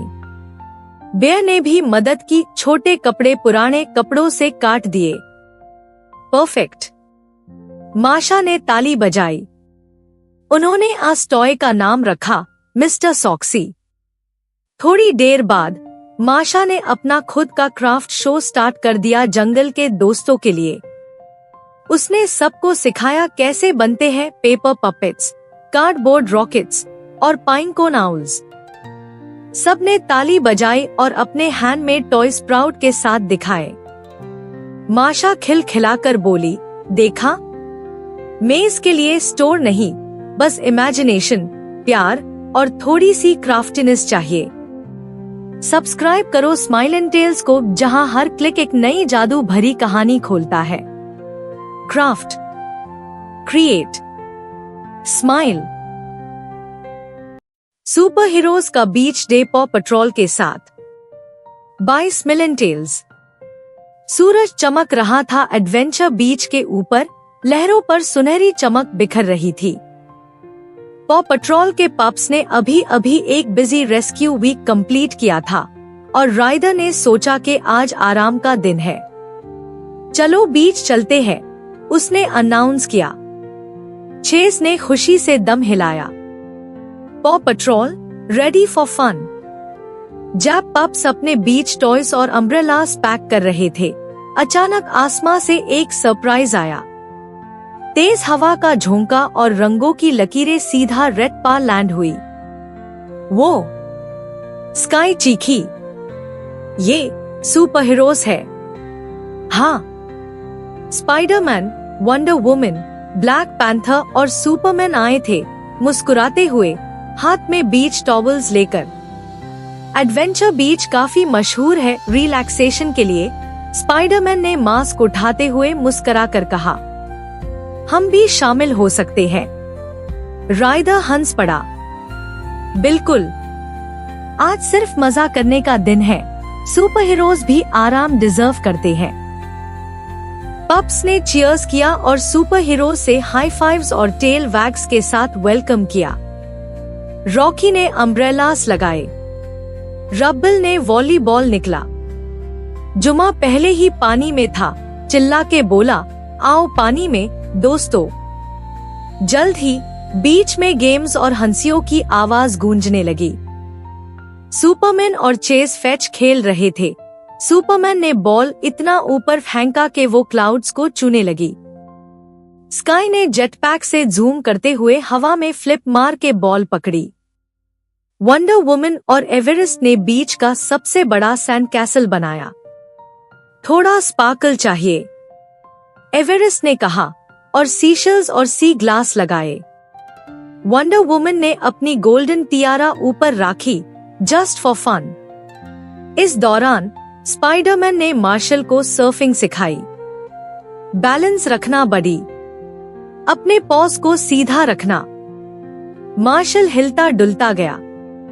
हो गया, वो एक वेव में गिर गया, फिर हंस कर बोला, ये पॉसम है। बीच के किनारे ब्लैक पैंथर ने रबल और रॉकी को ऑब्स्टिकल चैलेंजेस सिखाए। लॉग्स के ऊपर जंप करना, अम्ब्रेलास के नीचे से गुजरना और बीच बॉल्स के बीच जिगजैग करना। वाओ, तुम लॉग टू असली हीरोज जैसे फास्ट हो, ब्लैक पैंथर ने दाद दी। बीच फन टैब तक चलता रहा जब एक सीगल ऊपर से चीखने लगा। लाइफ गार्ड टावर से आवाज आई, तवज्जो, कोव के पास एक सेलबोट उलट गई है। डू बचाई पानी में है। सब हीरोज फौरन एक्शन में आ गए। बीच रेस्क्यू का टाइम। राइडर ने कहा, Paw Patrol is on a roll. हम भी मदद करेंगे, सुपरमैन बोला। Team up time. जुमा अपनी होवरक्राफ्ट में बैठ गया और लहरों में निकल गया। मैं आ रहा हूँ, बचो। स्पाइडरमैन ने पाम ट्रीज के दरमियान वेबस्लिंग किया और कोव की तरफ चला गया। वंडर वुमन पानी के बिल्कुल ऊपर अपनी गोल्डन लासो के साथ उड़ी। स्काई ने ऊपर से नजर डाली और जुमा को गाइड किया। वो दोनों हल से पकड़े हुए हैं। जुमा ने लाइफ रिंग फेंका। स्पाइडरमैन ने एक बचा उठाया और वेब के साथ शोर की तरफ ले गया। वंडर वुमन ने दूसरा बचा उठाया और बीच तक सेफ उड़ा कर ले आई। मार्शल पहले ही वहां था टॉवेल और फर्स्ट एड किट के साथ। कोई चोट नहीं, बस डे है, उसने कंफर्म किया। ग्रेट टीम वर्क सबका, राइडर ने कहा जब बच्चों के वैलिडेंट शुक्रिया अदा करने आए। वापस अम्ब्रेलास के नीचे सुपर हीरोज और पप सुख रहे थे। उनकी टेल्स और केप्स हवा में लहरा रही थी। वो रेस्क्यू कमाल का था, रबल बोला, रेड अपने फार से झाड़ते हुए। बीच डे पार भी, स्पाइडरमैन बोला, हीरोज वही करते हैं जो वो बेस्ट करते हैं, मदद करना। सूरज ढाल रहा था, आसमां में ऑरेंज और पिंक शेड्स फैल रहे थे। सब लोग इकट्ठा हो गए एक ग्रुप फोटो के लिए। पप्स, सुपर हीरोज, राइडर और लाइफ गार्ड भी। सबने मिलकर चीयर किया, एडवेंचर बीच फॉरएवर। मार्शल कैमरा की तरफ देखकर बोला, और सनस्क्रीन मैट भूलना। सब हंस दिए। जाते वक्त राइडर ने पप से पूछा, आज क्या सीखा? सुपर हीरोज को भी ब्रेक चाहिए होती है, चेज बोला। लेकिन वो हमेशा मदद के लिए रेडी रहते हैं, स्काई ने ऐड किया। बिल्कुल पॉ पेट्रोल जैसे, सब पप्स ने मिलकर कहा। अगर आपको मजेदार एडवेंचर्स और दोस्ती भरी कहानियां पसंद है जहां हीरोज मिलकर दिन बचाते हैं, तो सब्सक्राइब करें स्मिलन टेल्स को।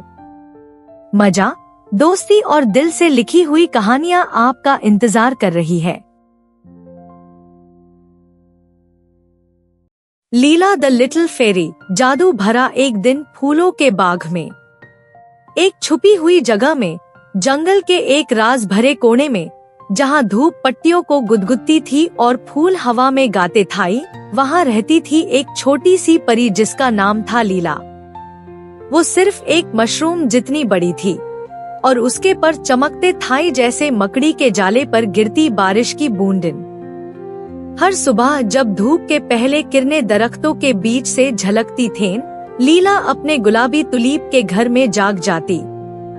उसका बिस्तर फूलों की रेशमी पंखुरी से बना होता और उसके घर के बाहर ग्लोवॉर्म रोशनी करते थाई जैसे नर्म लैम्प। वो अपने पर फैलती, मिस्ट में घूमती और प्यार से कहती, आज भी एक जादू भरा दिन होगा। उसका पहला काम होता था ड्यू ड्रॉप्स इकट्ठा करना, जो परियों का पुराना रिवाज है।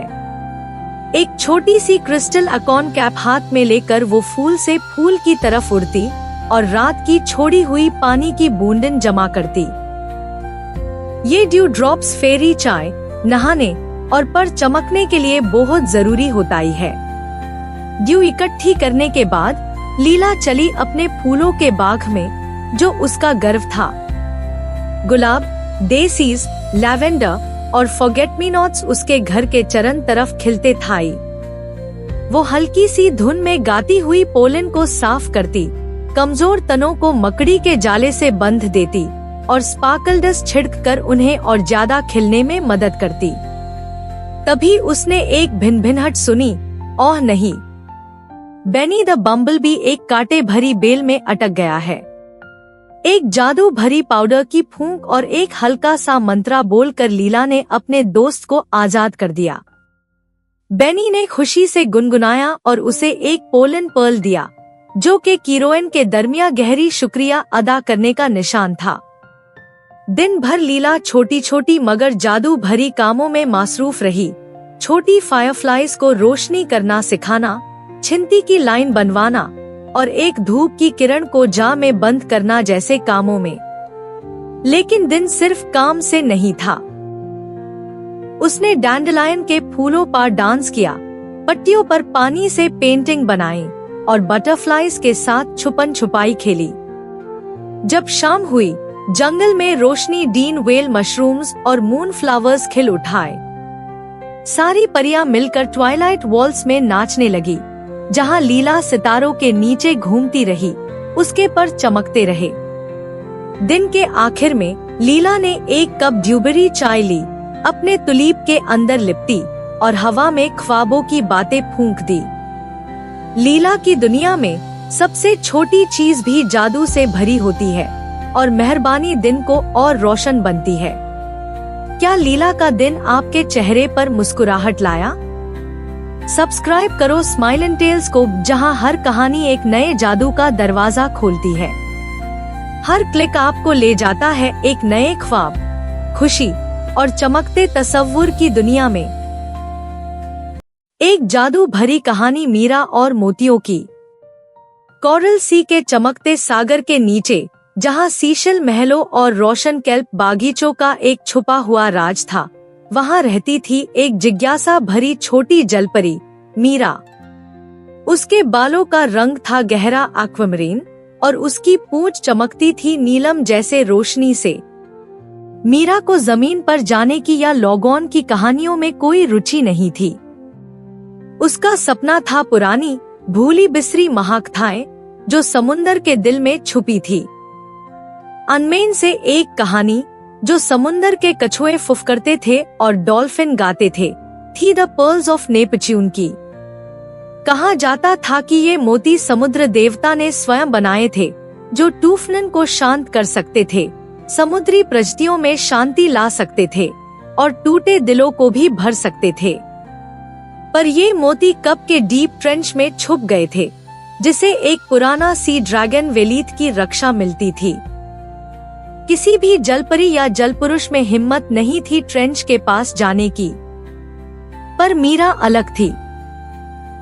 एक सुबह जब मीरा कोरल के टुकड़े इकट्ठा कर रही थी अपने मोज़ेक आर्ट के लिए, उससे रेट में एक पुराना टूटा हुआ शंख मिला। जब उसने उससे कण पर लगाया, एक आवाज उसके अंदर से गूंजी, जहाँ रोशनी छुटती है वहाँ मोती तुम्हारा इंतजार करते हैं। 3 कसौटी और एक सच्चा दिल। मीरा के नयन विस्मय से भर गए। ये तो एंशियंट्स का संदेश था। उसने ट्यूरेंट अपने सबसे अच्छे दोस्त फिनविक, एक छोटा सा बुद्धिमान और एडवेंचरस सी हॉर्स को बुलाया। फिनविक, मुझे लगता है मुझे पहला क्लू मिल गया है पर्ल्स ऑफ नेपच्यून का। फिनविक पानी में घूमता हुआ उछल पड़ा। तो फिर रुक किस बात की? और दोनों निकल पड़े अपने सफर पर। सबसे पहले वो गए मिरर रीफ, जहां पानी में चांदनी जैसे इल्यूशंस नाचते थे। वहां मीरा का पहला परीक्षा था, अपने असली रूप को पहचानना 1000 प्रतिनिधियों के बीच। फिनविक की मदद और अपने दयालु दिल के सहारे मीरा ने इस कसौटी को पार किया, अपने रूप से नहीं, अपने साहस से। दूसरा कसौटी था फॉरेस्ट ऑफ स्टिल करंट्स, जहां सब कुछ शांत था, ना कोई बुलबुला, ना कोई मछली।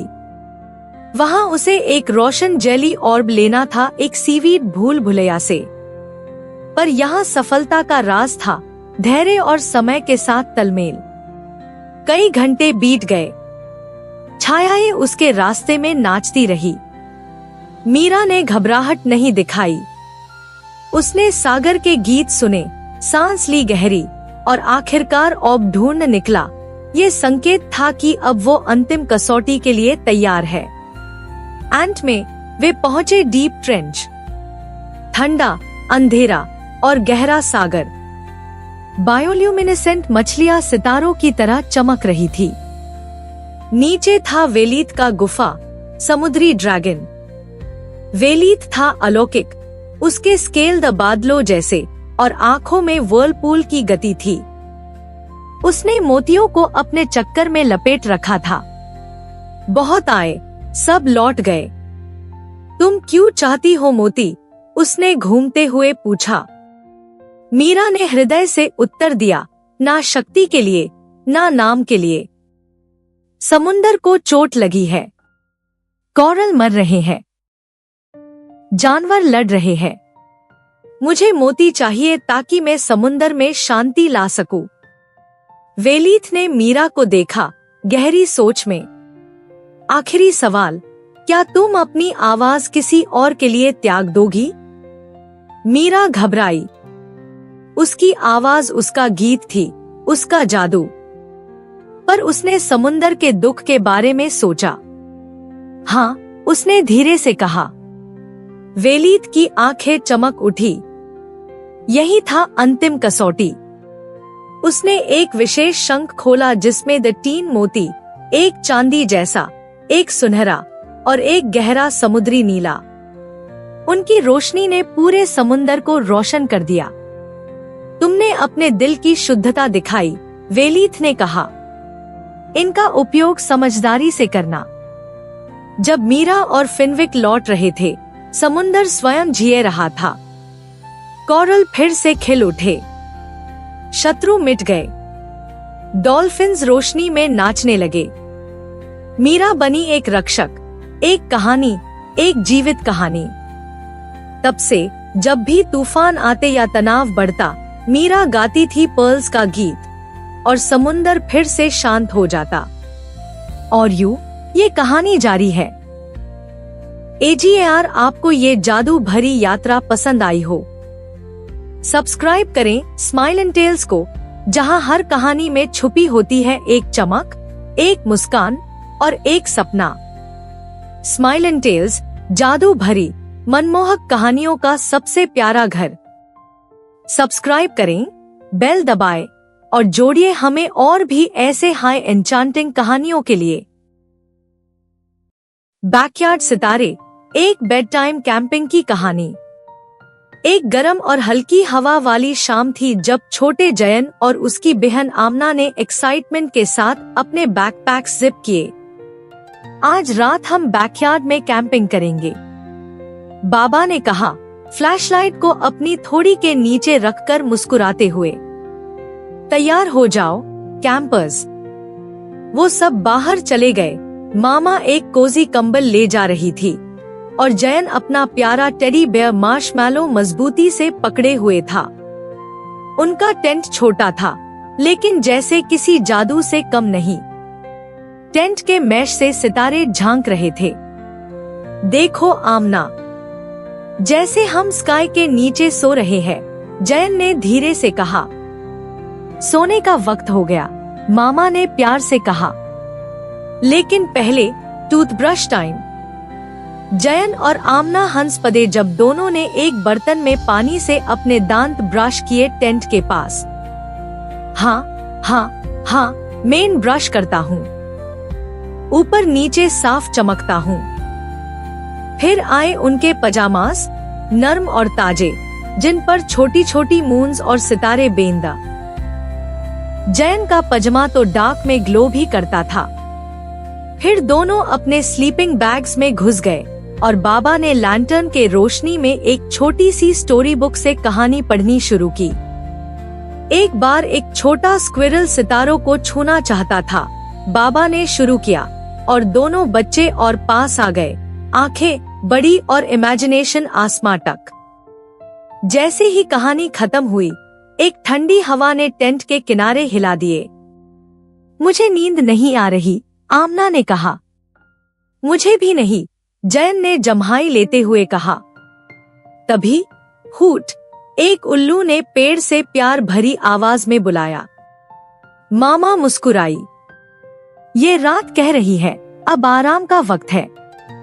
सितारे चमक रहे थे जैसे छोटी फायरफ्लाइज और बाबा ने लैंटर्न बैन कर दिया।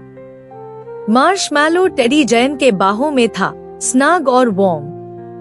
गुड नाइट सितारो, आमना ने धीरे से कहा। गुड नाइट मून, जयन ने कहा।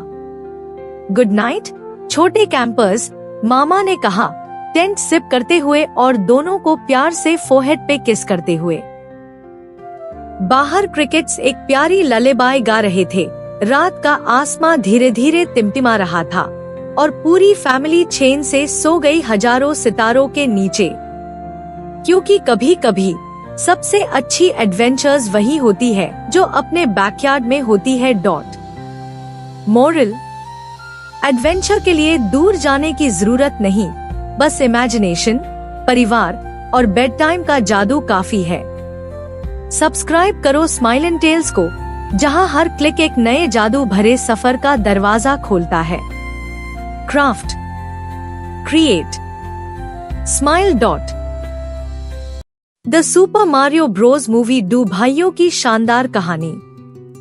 ब्रुकलिन के शोर शराबे से भरे शहर में डू भाई अपना एक छोटा सा ख्वाब जी रहे थाई, जिसमें दिल 12 था और हौसला भी। मारियो 12 और हिम्मती भाई, और लुइगी छोटा लेकिन थोड़ा घबराया हुआ, दोनों ने मिलकर अपना प्लम्बिंग का काम शुरू किया। लाल और हरा टोपी पहने ये भाई साबित करना चाहते थाई कि वो कुछ कर दिखा सकते हैं। लेकिन तकदीर ने इनके लिए सिर्फ लीक या पाइप ब्लॉकेज नहीं रखे थाई, बल्कि एक पूरी दुनिया बादल डीन वाली कहानी लिखी थी। एक शाम जब वो किसी अजीब पानी की हालत का पीछा करते हुए जमीन के नीचे गए, तो आनहोन ने एक चमकती घूमती हुई सब्ज पाइप देखी, एक राज भरा पोर्टल। और फिर अचानक ये पाइप दोनों भाइयों को अंदर खींचा और एक अनजानी दुनिया में फेंक दिया। रास्ते में दोनों अलग हो गए। मारियो जा गिरा एक जादू से भरी रंगीन दुनिया में, जहां हर तरफ मशरूम्स, हवा में लटकते ब्लॉक्स और बोलते हुए अजीब मखलूक थाई। ये था मशरूम किंगडम। वहां मारियो की मुलाकात हुई टोड से, एक छोटी सी लेकिन बहादुर और खुश मिजाज मशरूम शक्ल की मखलूक। टोड ने उससे प्रिंसेस पीच तक ले गया, जो इस किंगडम की अक्लमंद और बहादुर हुक्मरान थी। लेकिन वो किसी की मदद का इंतजार नहीं कर रही थी। पीच खुद एक स्ट्रॉन्ग लीडर थी जो जंग की तैयारी कर रही थी। दुश्मन बाउजर, एक आग उगलता हुआ कूपा किंग जिसे पीच से प्यार का जुनून था। और सबसे बुरी बात, उसने लुइगी को कैद कर लिया था।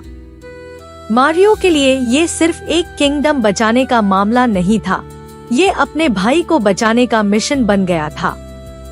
प्रिंसेस पीच ने मारियो के हौसले को देखकर उससे ट्रेनिंग देना शुरू किया। और फिर शुरू हुई एक फनी और मुश्किल ट्रेनिंग। आग के रॉड्स पर जंप लगाना, घूमते प्लेटफॉर्म से बचना, फायर फ्लावर और सुपर मशरूम जैसे पावर अप्स का इस्तेमाल सीखना। मारियो हर बार गिरा, लेकिन कभी हारा नहीं। इट्जेमी मारियो सिर्फ एक लाइन नहीं थी, बल्कि एक वादा बन गया था। बाउजर का सामना करने के लिए सबको इकट्ठा करना जरूरी था। तो मारियो, पीच और टोड जंगल किंगडम गए, जहां मिले डोंकी कॉन्ग से, जो जोरावर और थोड़ा अकद्दू था। लेकिन दोस्ती से पहले मारियो को उसके साथ एक ग्लैडिएटर स्टाइल फाइट लड़नी पड़ी। मारियो ने अकल और पावर अप्स का इस्तेमाल करके जीत हासिल की और डोंकी कॉन्ग इम्प्रेस्ड हो गया। अब वो भी उनका साथी बन गया। दूसरी तरफ लुइगी बाउजर के डार्क लैंड्स में फंसा हुआ था, भूत भरी जंगल, लावा के दरिये और डरावने ड्राई बोन्स। वो डरा हुआ था, लेकिन उसने उम्मीद नहीं छोड़ी। उससे यकीन था कि उसका भाई उससे बचाने जरूर आएगा, और वो सही था। जब बाउजर का फोर्ट्रेस मशरूम किंगडम पर छाया डाल रहा था, मारियो और उसकी टीम ने अटैक किया। लेकिन बाउजर के पास सुपरस्टार था और उसने सबको हरा दिया। मारियो और पीच कैद हो गए। सब कुछ खत्म लग रहा था, लेकिन मारियो ने वो चीज याद रखी जिसे सब शुरू हुआ था, फैमिली। लुइगी ने मदद की और भाइयों ने मिलकर भाग निकलने का प्लान बनाया। वो बाउजर का सामना करने ब्रुकलिन तक आ गए, जहां दुनिया असली थी, लेकिन जादू अभी भी जिंदा था। जब बाउजर ने फाइनल वार करने का सोचा, मारियो और लुइगी ने मिलकर गिरा हुआ सुपरस्टार उठाया और सब बदल बादल गया। अब वो दोनों इनविंसिबल थाई, बिल्ली की तरह चस्ट, बिजली की तरह तेज। दोनों भाइयों ने मिलकर पंचेस, जंप्स और मूव्स का ऐसा कॉम्बो दिखाया कि सब देखते रह गए। आखिर में मिनी मशरूम से बाउजर को छोटा बनाकर हरा दिया गया, और काफी फनी तरीके से। ब्रुकलिन के लोग, जो पहले शक में थाई, अब तालियां बाजा रहे थाई। दोनों भाई सिर्फ प्लम्बर्स नहीं रहे, अब वो हीरोज बन चुके थाई। प्रिंसेस पीच अपने किंगडम वापस गई, लेकिन शुक्रगुजार थी। और मारियो और लुइगी, उन्होंने फैसला किया अब वो मशरूम किंगडम में रहेंगे, जहां हर दिन एक नई एडवेंचर लाएगा, नए दोस्त मिलेंगे और नए चैलेंजेस होंगे। और इस तरह दो आम भाइयों की कहानी लेजेंडरी बन गई। हम इस कहानी को इतना क्यों पसंद करते हैं? क्योंकि ये हमें याद दिलाती है कि सबसे छोटी हिम्मत भी 12 काम कर सकती है। मारियो और लुइगी सिर्फ गेम के कैरेक्टर्स नहीं है, वो फैमिली, हिम्मत और ये यकीन है कि जितनी बार भी जायरो, तुम हमेशा उठ सकते हो। अगर ये कहानी आपको मुस्कुराहट दे गई हो या कुछ पुरानी यादें ताजा कर गई हो, तो स्माइल एंड टेल्स को सब्सक्राइब करो, जहां हर कहानी एक जादू भरी यात्रा, एक बचपन का सपना और एक हीरो का सफर होती है। लेट्स गो अगली कहानी की तरफ। बैरी द ब्रेव बी एक मीठी गूंज भरी कहानी। एक खिलते हुए बाग के बीच एक शानदार मधुमक्खी के छाते में रहता था एक छोटा सा वर्कर बी, बैरी बी बेंसन। जैसे हर मधुमक्खी, बैरी ने भी यूनिवर्सिटी से ग्रेजुएशन किया था, जहां सभी बीज को जिंदगी भर के लिए एक ही काम चुनना पड़ता था। लेकिन बैरी सबसे अलग था। उसका सपना सिर्फ शाट बनाना नहीं था, उसका दिल किसी और ही उड़ान भरना चाहता था। बस यही है जिंदगी, बैरी ने कहा जब उसका दोस्त एडम होनेक्स इंडस्ट्रीज में काम शुरू करने जा रहा था। बैरी छाता के बाहर की दुनिया देखना चाहता था। एक दिन वो चुपके से पोलन जॉक्स के साथ उड़ गया, वो बीज जो छाता छोड़कर बाहर फूलों तक जाते हैं। पहली बार बैरी ने खूबसूरत फूल, तितलियां और एक अजीब चीज देखी, इंसान। लेकिन उसका एडवेंचर तभी खत्म हो सकता था जब एक तेज बारिश ने न्यूयॉर्क के एक अपार्टमेंट में गिरा दिया। वहीं उसकी मुलाकात हुई वनेसा से, एक दयालु फूलों वाली दुकान चलाने वाली लड़की। भी कानून तोड़कर बैरी ने उससे बात की। धीरे धीरे दोनों अच्छे दोस्त बन गए। और फिर बैरी को एक सच का पता चला, इंसान शाट खाते हैं। ये सुनकर बैरी का दिल टूट गया और उसने ठान ली, अब कुछ बदलना पड़ेगा। वो छाता लौट गया और एक छोटी सी स्ट्राइप टाई पहनकर कोर्ट गया और पूरे इंसानी जाति पर मुकदमा ठोक दिया। कोर्ट में मधुमक्खी, इंसान और शाट के जार भर भर के मौजूद थे। बैरी ने कहा, बीस बहुत मेहनत करती है, शाट हमारा है। और हर किसी को हैरानी हुई जब बैरी जीत गया। सब शाट वापस बीस को मिल गया। लेकिन कुछ तो गलत हो गया। शाट बिना बीस ने पॉलिनेशन बंद कर दिया। फूल मुरझने लगे, पेड़ सूखने लगे, दुनिया का रंग चला गया। टैब बैरी ने समझा, बीस और इंसान दोनों को एक दूसरे की जरूरत है। वनेसा के साथ मिलकर बैरी और बीस ने एक बड़ा सा बाग पॉलिनेट किया। दुनिया फिर से खिल उठी। अब बैरी सिर्फ शाट नहीं, एक बदलाव ला रहा था।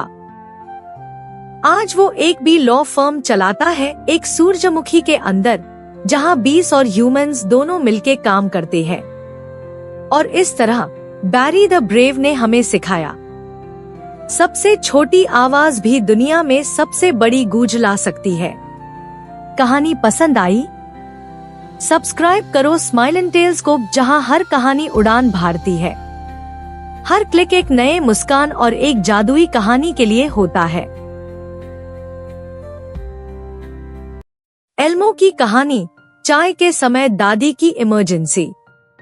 एल्मो। नमस्ते दोस्तों, एल्मो आया है एक बहुत ही जरूरी कहानी लेकर। ये कहानी है एक समझदार और हिम्मतवान लड़के की, उसकी प्यारी दादी की, और एक ऐसे पाल की जब जल्दी सोचना किसी की जान बचा सकता है। तैयार हो? चलो शुरू करते हैं। एक धूप भरी दोपहर थी। अयान अपनी दादी के घर पर था। घर में ताजी चाय की खुशबू थी और दोनों सोफा पा बैठे चाय पी रहे थे। दादी अपने बचपन की कहानियां सुना रही थी, कैसे वो पतंग उड़ाती थी, गिल्ली डंडा खेलती थी। अयान हंसी से झूम उठा। सब कुछ शांत और खुश था। पर अचानक कुछ बुरा हो गया। दादी ने जैसे ही चाय उठाने के लिए हाथ बढ़ाया, उन्होंने जोर से सांस ली और उनका कप हाथ से गिर गया। उन्होंने अपना सीना पकड़ लिया और सोफा पर हाय बेहोश हो गई। अयान घबरा गया। दादी, दादी, आप ठीक है? पर उन्होंने कोई जवाब नहीं दिया। एक पल के लिए अयान बिल्कुल रुक गया। पर एफआईआर उससे याद आया। पिछले हफ्ते स्कूल में टीचर ने सीपीआर का एक वीडियो दिखाया था। वीडियो में बताया गया था, अगर कोई सांस नहीं ले रहा तो छाती के बीच में जोर से और तेजी से दबाई करो। इमरजेंसी नंबर पर कॉल करो। जिंदगी बचाने के लिए डॉक्टर बनना जरूरी नहीं। अयान ने गहरी सांस ली। मुझे ये आता है, उसने खुद से कहा। सबसे पहले उसने दादी के कंधे हिलाए, उनका नाम बुलाया, लेकिन कोई जवाब नहीं। फिर उसने उनकी नाक के पास अपना चेहरा ले जाके देखा। दादी सांस नहीं ले रही थी। तभी आयशा, उसकी छोटी बहन, रूम में आई। अयान चिल्लाया, आयशा, जल्दी 112 पे कॉल करो। दादी को कुछ हो गया है, वो सांस नहीं ले रही। आयशा ने हाँ कहा और फोन लेने भाग गई। अयान ने दादी को ध्यान से जमीन पर सीधा लिटाया। फिर वो उनके पास घुटनों के बाल बैठ गया। एक हाथ उनकी छाती के बीच में रखा, दूसरा हाथ उसके ऊपर, और दोनों हाथ से जोर से दबाना शुरू किया। 1, 2, 3, 4। उसने जोर से और तेजी से दबाना जारी रखा, जैसे वीडियो में देखा था। थकने के बावजूद वो रुका नहीं। वो लगातार सीपीआर करता रहा जब तक बाहर से इमरजेंसी सायरन्स की आवाज नहीं आई। डॉक्टर्स आए, उन्होंने दादी को ऑक्सीजन दिया और एम्बुलेंस में हॉस्पिटल ले गए। कुछ देर बाद डॉक्टर मुस्कुराते हुए आए और बोले, वो अब ठीक है, तुम्हारी सीपीआर ने उनकी जिंदगी बचाई। अयान ने सुकून की सांस ली। उसने डर के बावजूद सही काम किया। एक हफ्ते बाद दादी घर आ गई। उन्होंने अयान को गले लगाया और कहा, बेटा, तुमने मेरी जान बचाई। मुझे तुम पर गर्व है। अयान मुस्कुराया और बोला, मैं सिर्फ वही कर रहा था जो स्कूल में सीखा था। मैं आपको प्यार करता हूँ, दादी। एल्मो वापस आता है और कहता है, दोस्तों, कितनी जबरदस्त कहानी थी ना। अयान ने सही वक्त पर सही काम किया। चलो याद करते हैं उसने क्या किया। एल्मो अपने उंगलियों से गिनते हुए बोलता है, पहले देखो क्या इंसान होश में है और सांस ले रहा है। अगर नहीं, तुरंत मदद बुलाओ, जैसे 112। FIR छाती के बीच में जोर से दबाओ, रुकना मत जब तक मदद ना आ जाए।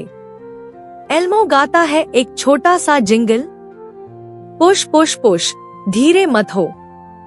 तुम एक हार्ट बीट को जीवन दे सकते हो। अगर कोई गिर जाए और कुछ ना कहे, CPR है जो जरूरी रहे। एल्मो मुस्कुराता है, हाथ हिलाता है और कहता है, क्योंकि कभी कभी सबसे ज्यादा प्यार तब दिखाया जाता है जब हम जल्दी काम करते हैं। बाय बाय दोस्तों, सुरक्षित रहो। सब्सक्राइब करो स्माइलिंग टेल्स को और पाओ और भी कहानियां जो सीख भी देती है और दिल को छू जाती है। नाचने वाला ड्रैगन। एक दयालु और प्रेम भरा कहानी स्माइलिंग टेल्स की तरफ से। मिस्टी पहाड़ों के बीच, जहां बादल चोटियां चूमते थे और तारे हर रात झांकते थे, वहां रहता था एक छोटा सा ड्रैगन जिसका नाम था डैज़ल। लेकिन डैज़ल दूसरे ड्रैगन्स जैसे नहीं था। उससे गर्जने की प्रतियोगिताओं में रुचि नहीं थी, ना हाई चिज़न जलाने में। ना उसने कभी खजाना इकट्ठा किया, ना गांव वालों को डराया। डैज़ल को कुछ और ही पसंद था, उससे नाचना पसंद था। जब भी चांदनी रात होती और हवा पेड़ों के बीच से सुरीला गीत गाती, डैज़ल नाचता, घूमता, उछलता, झूमता और मुस्कुराता। उसकी चमकती हरी छाल चांदनी में चमक उठती थी और उसके पंख एक पट्टे की तरह लहरते थे। एक समस्या थी, दूसरे ड्रैगन्स उसकी बात नहीं समझ पाते थे। नाचना? ड्रैगन्स नाचते नहीं। गर्जा ग्रिजल, सबसे बुद्धा ड्रैगन, तुझे आग फेंकना सीखना चाहिए। गुस्सा किया ब्लेस, जो सिर्फ एक छिंक से जंगल में आग लगा सकता था। उसका छोटा कजिन पफ तो हंस कर बोला, अगर गांव वाले तुझे घूमते हुए देख लेंगे तो तुझे कभी सीरियसली नहीं लेंगे। डैज़ल का मन टूट गया। नाच उसका पहला प्यार था, लेकिन वो अपने ड्रैगन परिवार को नाराज नहीं करना चाहता था, इसलिए उसने नाचना बंद कर दिया। डैज़ल ने कोशिश की। उसने जोर से गर्जना सीखने की कोशिश की, लेकिन गले में दर्द हो गया। उसने गुस्से में घूमने की कोशिश की, लेकिन चक्कर आ गए। आग फेंकने की प्रैक्टिस की, लेकिन बस मार्शमैलोज पक गए।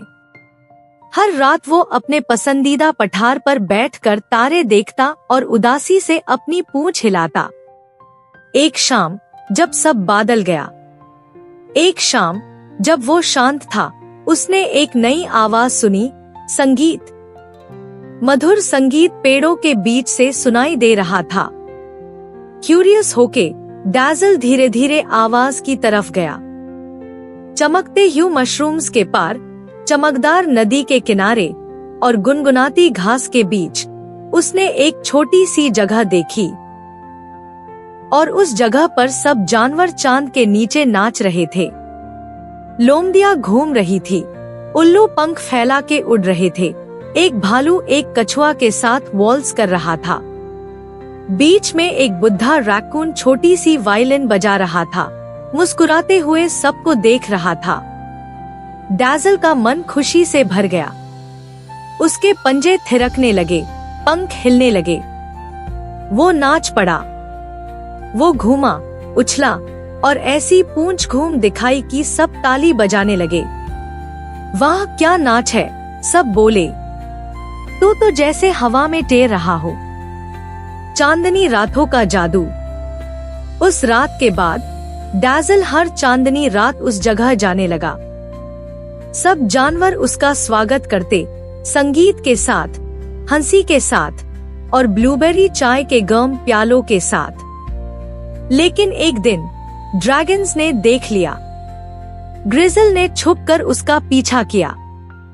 पेड़ के पीछे से झांक कर बोला, वो सिर्फ नाच नहीं रहा, वो तो उड़ रहा है। थोड़े दिन बाद बाकी ड्रैगन्स भी क्यूरियस हो गए। एक एक करके सब डैज़ल के साथ आने लगे।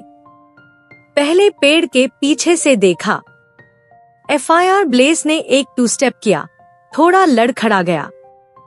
पफ एक गिलहरी पर गिर गया, लेकिन सब हंस पड़े और उल्लू भी मुस्कुराने लगे। फिर एक दिन कुछ मैजिकल हुआ। सब ड्रैगन्स नाच रहे थे, पंख फैलाकर, घूम घूम कर, कुछ बेहतर, कुछ मस्ती में। डैज़ल का सपना पूरा हो गया। उसके बाद से गाती जगह बादल गई, गरजने की जगह नाचने की प्रतियोगिता हुई, आग फेंकना कला बन गई और डैज़ल, वो बन गया मूनलाइट डांस लीडर। उसने सबको सिखाया, अलग होना गलत नहीं होता और मेहरबान होना हमेशा सही होता है। मोरल, जो बात तुम्हें अलग बनती है वही तुम्हें चमक देती है। अपनी पसंद, अपने टैलेंट को शेयर करो, प्यार और काइंडनेस के साथ। धन्यवाद इस कहानी के साथ नाचने के लिए। ऐसी और मैजिकल और काइंड कहानियों के लिए Smile and Tales YouTube channel को जरूर सब्सक्राइब करें। स्वीट ड्रीम्स, छोटे ड्रैगन्स। मिनी और उसके कीट मित्र। एक शांत घास का मैदान था जहां चांदनी फूलों को छूती थी और जुगनू सितारों की तरह नाचते थे। वही रहती थी एक कोमल परी जिसका नाम था मिनी। वो तुलीप के फूल जितनी छोटी थी और उसके पंख चमकीले लाल थे जिन पर काले स्पॉट्स द बिल्कुल लेडीबग जैसे। उसके बाल चांद की रोशनी जैसे चमकते थे और उसकी पहनी हुई पोशाक हरे क्लोवर के पंखड़ी से बनी थी। मिनी सिर्फ एक आम परी नहीं थी, वो उस घास के मैदान की सपनों की रक्षक थी। हर शाम जब आसमां गुलाबी और बैंगनी रंगों से सजता, मिनी अपने छोटे पंख फैलाकर अपने KIMITRN की देखभाल के लिए उड़ जाती थी। उस शाम जब पहला तारा चमका, मिनी ने अपने पंख हिलाए और निकल पड़ी। उसकी उंगलियों से निकलती रोशनी उसका रास्ता रोशन करती थी जब वो लैम्प घास और खिलती डेजी के बीच से उड़ती थी। उसका पहला स्टॉप था सनफ्लावर हिल, जहां रहता था बसी, एक प्यारा बम्बलबी जो एक खोखले ताने में अपना घर बनाता था। हेलो बसी, मिनी ने मधुर आवाज में कहा। आज क्लोवर मीठा है क्या? बसी ने खुश होकर गुनगुनाया। बहुत मीठा। एक बूंद ट्राई करोगी? मिनी हंसी और हवा में गोल गोल घूम गई। नहीं बसी, मैं रात की देखभाल पे हूँ। फिर भी बसी ने उससे एक ड्यूड्रॉप शेल में रखा हुआ नेक्टार दिया। सफर के लिए, उसने कहा। मिनी ने मुस्कुराकर धन्यवाद दिया और अपनी डैंडलायन पफ की सैचल में आस नेक्टार को रख लिया। वो मूनलाइट में चमकती नदी के ऊपर से उड़ती हुई गई, जहां क्रिक्सी नाम का क्रिकेट एक लिली पैड पा बैठा था और अपने पैरों से एक मीठा ललेबाय बाजा रहा था। मिनी एक पंखड़ी जैसे धीरे से नीचे आई। बहुत प्यारा बजा रहे हो क्रिक्सी। मेरे ख्याल से फ्रॉग्स तो सपनों में चले गए होंगे। क्रिक्सी मुस्कुराया और झुका। थोड़ी देर आराम करोगी? मिनी उसके पास बैठ गई। उसके पंख उसकी पीठ के पीछे अक्सर हो गए। क्रिक्सी की धुन और पानी की हल्की ससराहट ने मिनी को शांति दी। कुछ देर बाद मिनी खादी हो गई। शुक्रिया क्रिक्सी, अब मुझे आगे बढ़ना होगा। फिर मिनी उड़ती हुई पेड़ों के पास पहुंची। जहां ग्लिमा नाम की फायरफ्लाई अपना रोशनी भरा नाच शुरू कर चुकी थी। उसका नूर दिल की धड़कन की तरह चमक रहा था। ग्लिमा, मिनी बोली, आज तुम्हारी रोशनी बहुत सुंदर लग रही है। ग्लिमा ने रोशनी से जवाब दिया, क्या तुम मेरे साथ उड़ोगी? रात के जीवों के लिए रास्ता दिखा रही हूँ। मिनी हाँ में सर हिलाकर उसके साथ उड़ गई। दोनों ने मिलकर हवा में चमकती डोरियां छोड़ी, सुनहरी और लाल रोशनी से भरी हुई। आसमान के तारे भी जैसे उनके पीछे पीछे आ रहे थे। रास्ते में उन्होंने धीरे धीरे चल रहे बीटल्स, जम्हाई ले रहे एंट्स देखे। फिर एक सॉफ्ट ग्रीन ग्लो दिखा। एक ग्लोवॉर्म एक छोटी सी बेबी कैटरपिलर को एक पट्टे में लपेटकर कहानी सुना रहा था। मिनी मुस्कुराई और उसके पास उतर गई। कहानी ध्यान से सुनते हुए उसने शांति महसूस की। ग्लोवॉर्म की रोशनी ने सबको शांत रोशनी में लपेट लिया। मिनी ने जम्हाई ली और हल्की सी पंख हिलाई। अब मुझे घर जाना होगा, उसने धीरे से कहा। गुड नाइट फेरी मिनी, ग्लोवॉर्म ने कहा। सपनों में खिलना। मिनी धीरे धीरे अपने घर लौटी, जो एक सेफ डेजी के बेल के अंदर था। उसका बिस्तर थिसलडाउन और मॉस से बना था और उसका बुकशेल्फ रात की कहानियों से भरा था। उसने अपना सॉफ्ट स्लीपिंग गाउन पहना, जो स्पाइडर सिल्क और मून पेटल्स से बुना गया था। सैचल को एक छोटी सी ट्विग पर लटका दिया। पंख प्यार से फोल्ड कर दिए। फूल की पंखड़ी जैसे खिड़की से वो प्योर मैदान को देखती रही। सब कुछ शांत, जुगनुओं की रोशनी में चमकता। बसी सोया था अपने सनफ्लावर में, क्रिक्सी अपने लिली पैड पर, ग्लिमर डोर चमक रही थी और ग्लोवॉर्म धीरे धीरे अपना नूर कम कर रहा था। मिनी ने प्यार से कहा, गुड नाइट मेरे दोस्तों। तारे के नीचे मीठा सपना देखना। और फिर वो अपने मॉस के बिस्तर में लिपट गई। एक छोटी सी नेक्टा की बूंद उसके पास थी और उसने अपनी आंखों को धीरे धीरे बंद कर लिया। घास के मैदान के सारे जीवों के सपने हवा में टेर गए, मिनी की जादू भरी नींद से। और इस तरह मैदान सो गया। The end. क्या आपको मिनी की जादू भरी फेरी यात्रा पसंद आई? अगर आप और भी ऐसी सपनों जैसी बेड टाइम कहानियाँ चाहते हैं जो आपके छोटों को शांति से सुला दे, तो जरूर सब्सक्राइब कीजिए स्माइल टेल्स को, जहां बेड टाइम बैन जाता है मैजिकल।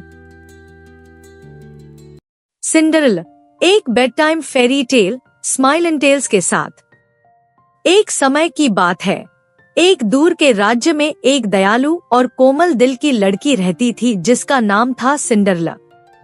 वो अपनी सौतन माँ और 2 सौतेली बहनों के साथ रहती थी, जो बिल्कुल भी दयालु नहीं थी। हर दिन सिंड्रेला सुबह से शाम तक काम करती, झाड़ू लगाना, बर्तन धोना और घर संभालना।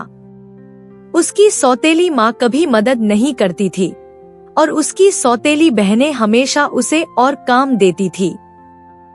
चाहे उसकी जिंदगी कितनी भी कठिन थी, सिंड्रेला हमेशा दयालु और आशावादी बनी रहती थी। काम करते हुए वो छोटी छोटी धुनें गाती रहती थी और उसके जानवर दोस्त, चिड़िया, चूहे और गार्डन के छिपकली तक उसके साथ रहते थे।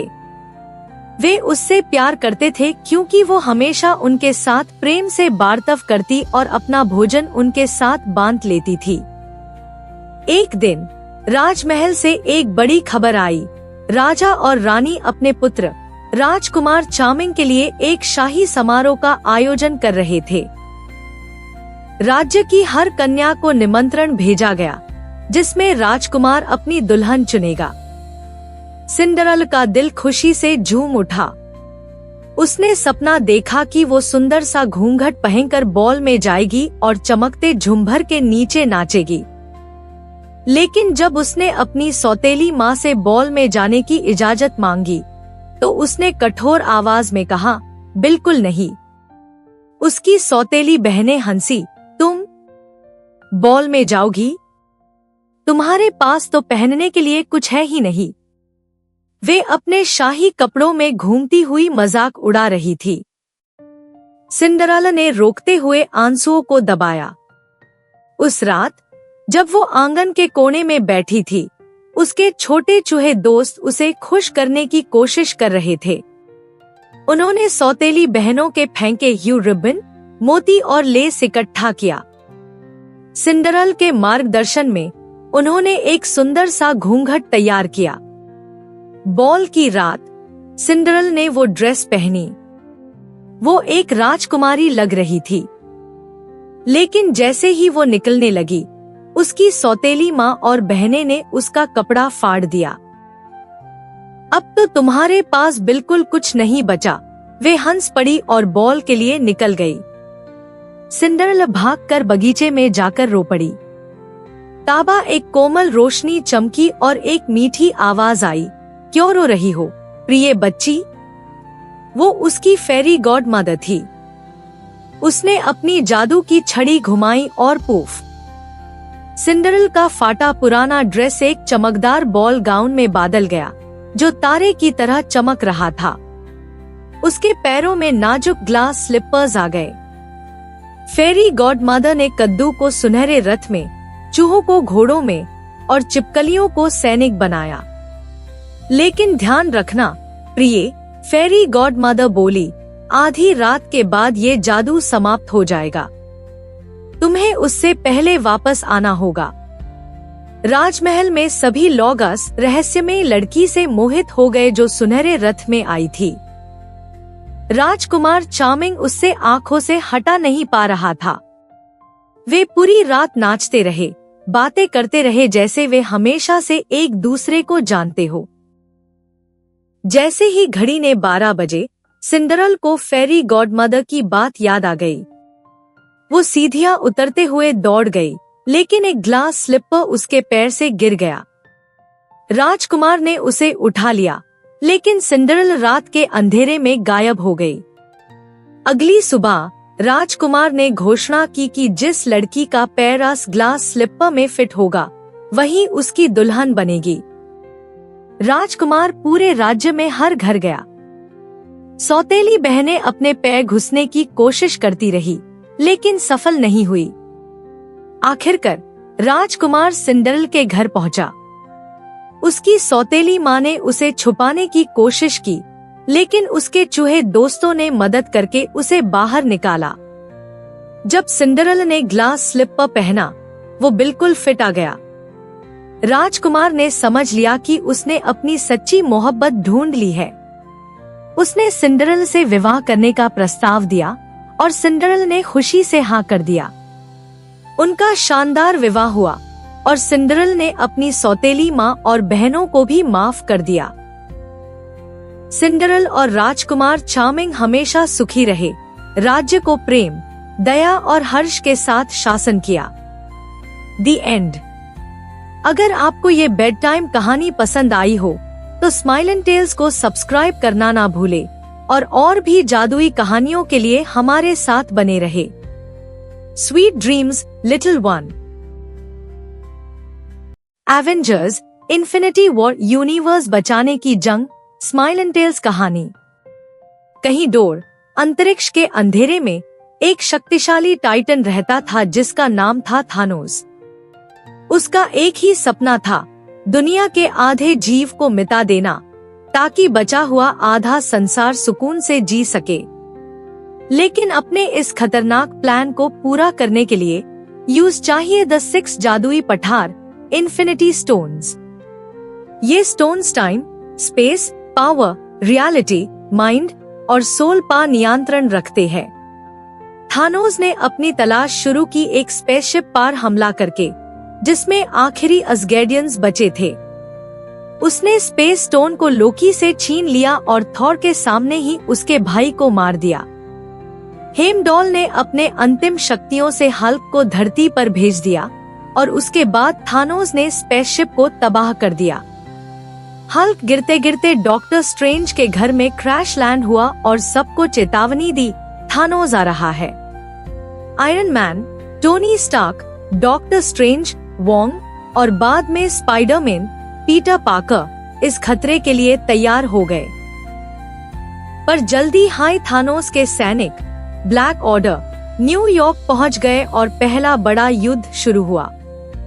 इसी दौरान अंतरिक्ष में गार्डियंस ऑफ द गैलेक्सी ने थॉर को बेहोशी की हालत में पाया और उसकी जान बचाई। थॉर रॉकेट और ग्रूट के साथ मिलकर एक नई शक्तिशाली कुल्हाड़ी स्टॉर्मब्रेकर बनाने गया, जबकि बाकी गार्डियंस ने थानोस को रियलिटी स्टोन तक पहुंचने से रोकने की कोशिश की। लेकिन थानोस हमेशा एक कदम आगे था और उसने अपनी गॉड ली हुई बेटी गैमोरा को पकड़ लिया। सोल स्टोन पाने के लिए थानोस को अपनी सबसे प्यारी चीज की बाली देनी थी। दुख के साथ उसने गैमोरा को एक पहाड़ से नीचे गिरा दिया और सोल स्टोन ले लिया। धरती पर विजन और स्कारलेट विच पर हमला हुआ क्योंकि विजन के माथे में माइंड स्टोन था। कैप्टन अमेरिका, ब्लैक विडो और फाल्कॉन ने उनकी मदद की।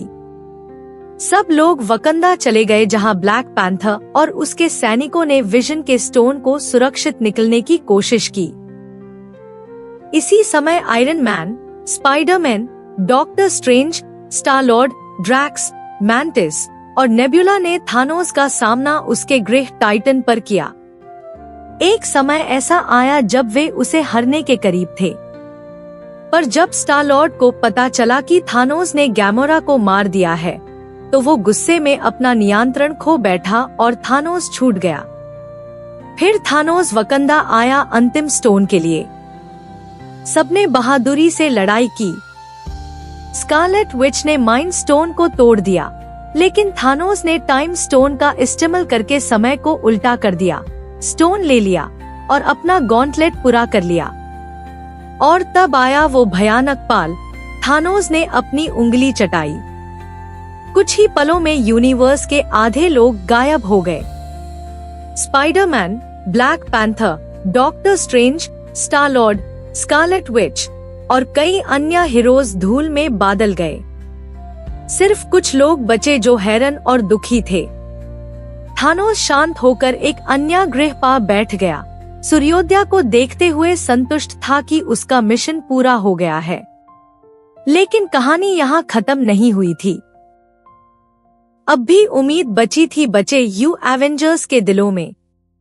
अगर आपको ये जादुई कहानी पसंद आई हो तो स्माइल एंड टेल्स को सब्सक्राइब करना ना भूले। और भी रोमांचक बेड टाइम स्टोरीज के लिए बने रहिए स्माइल एंड टेल्स के साथ।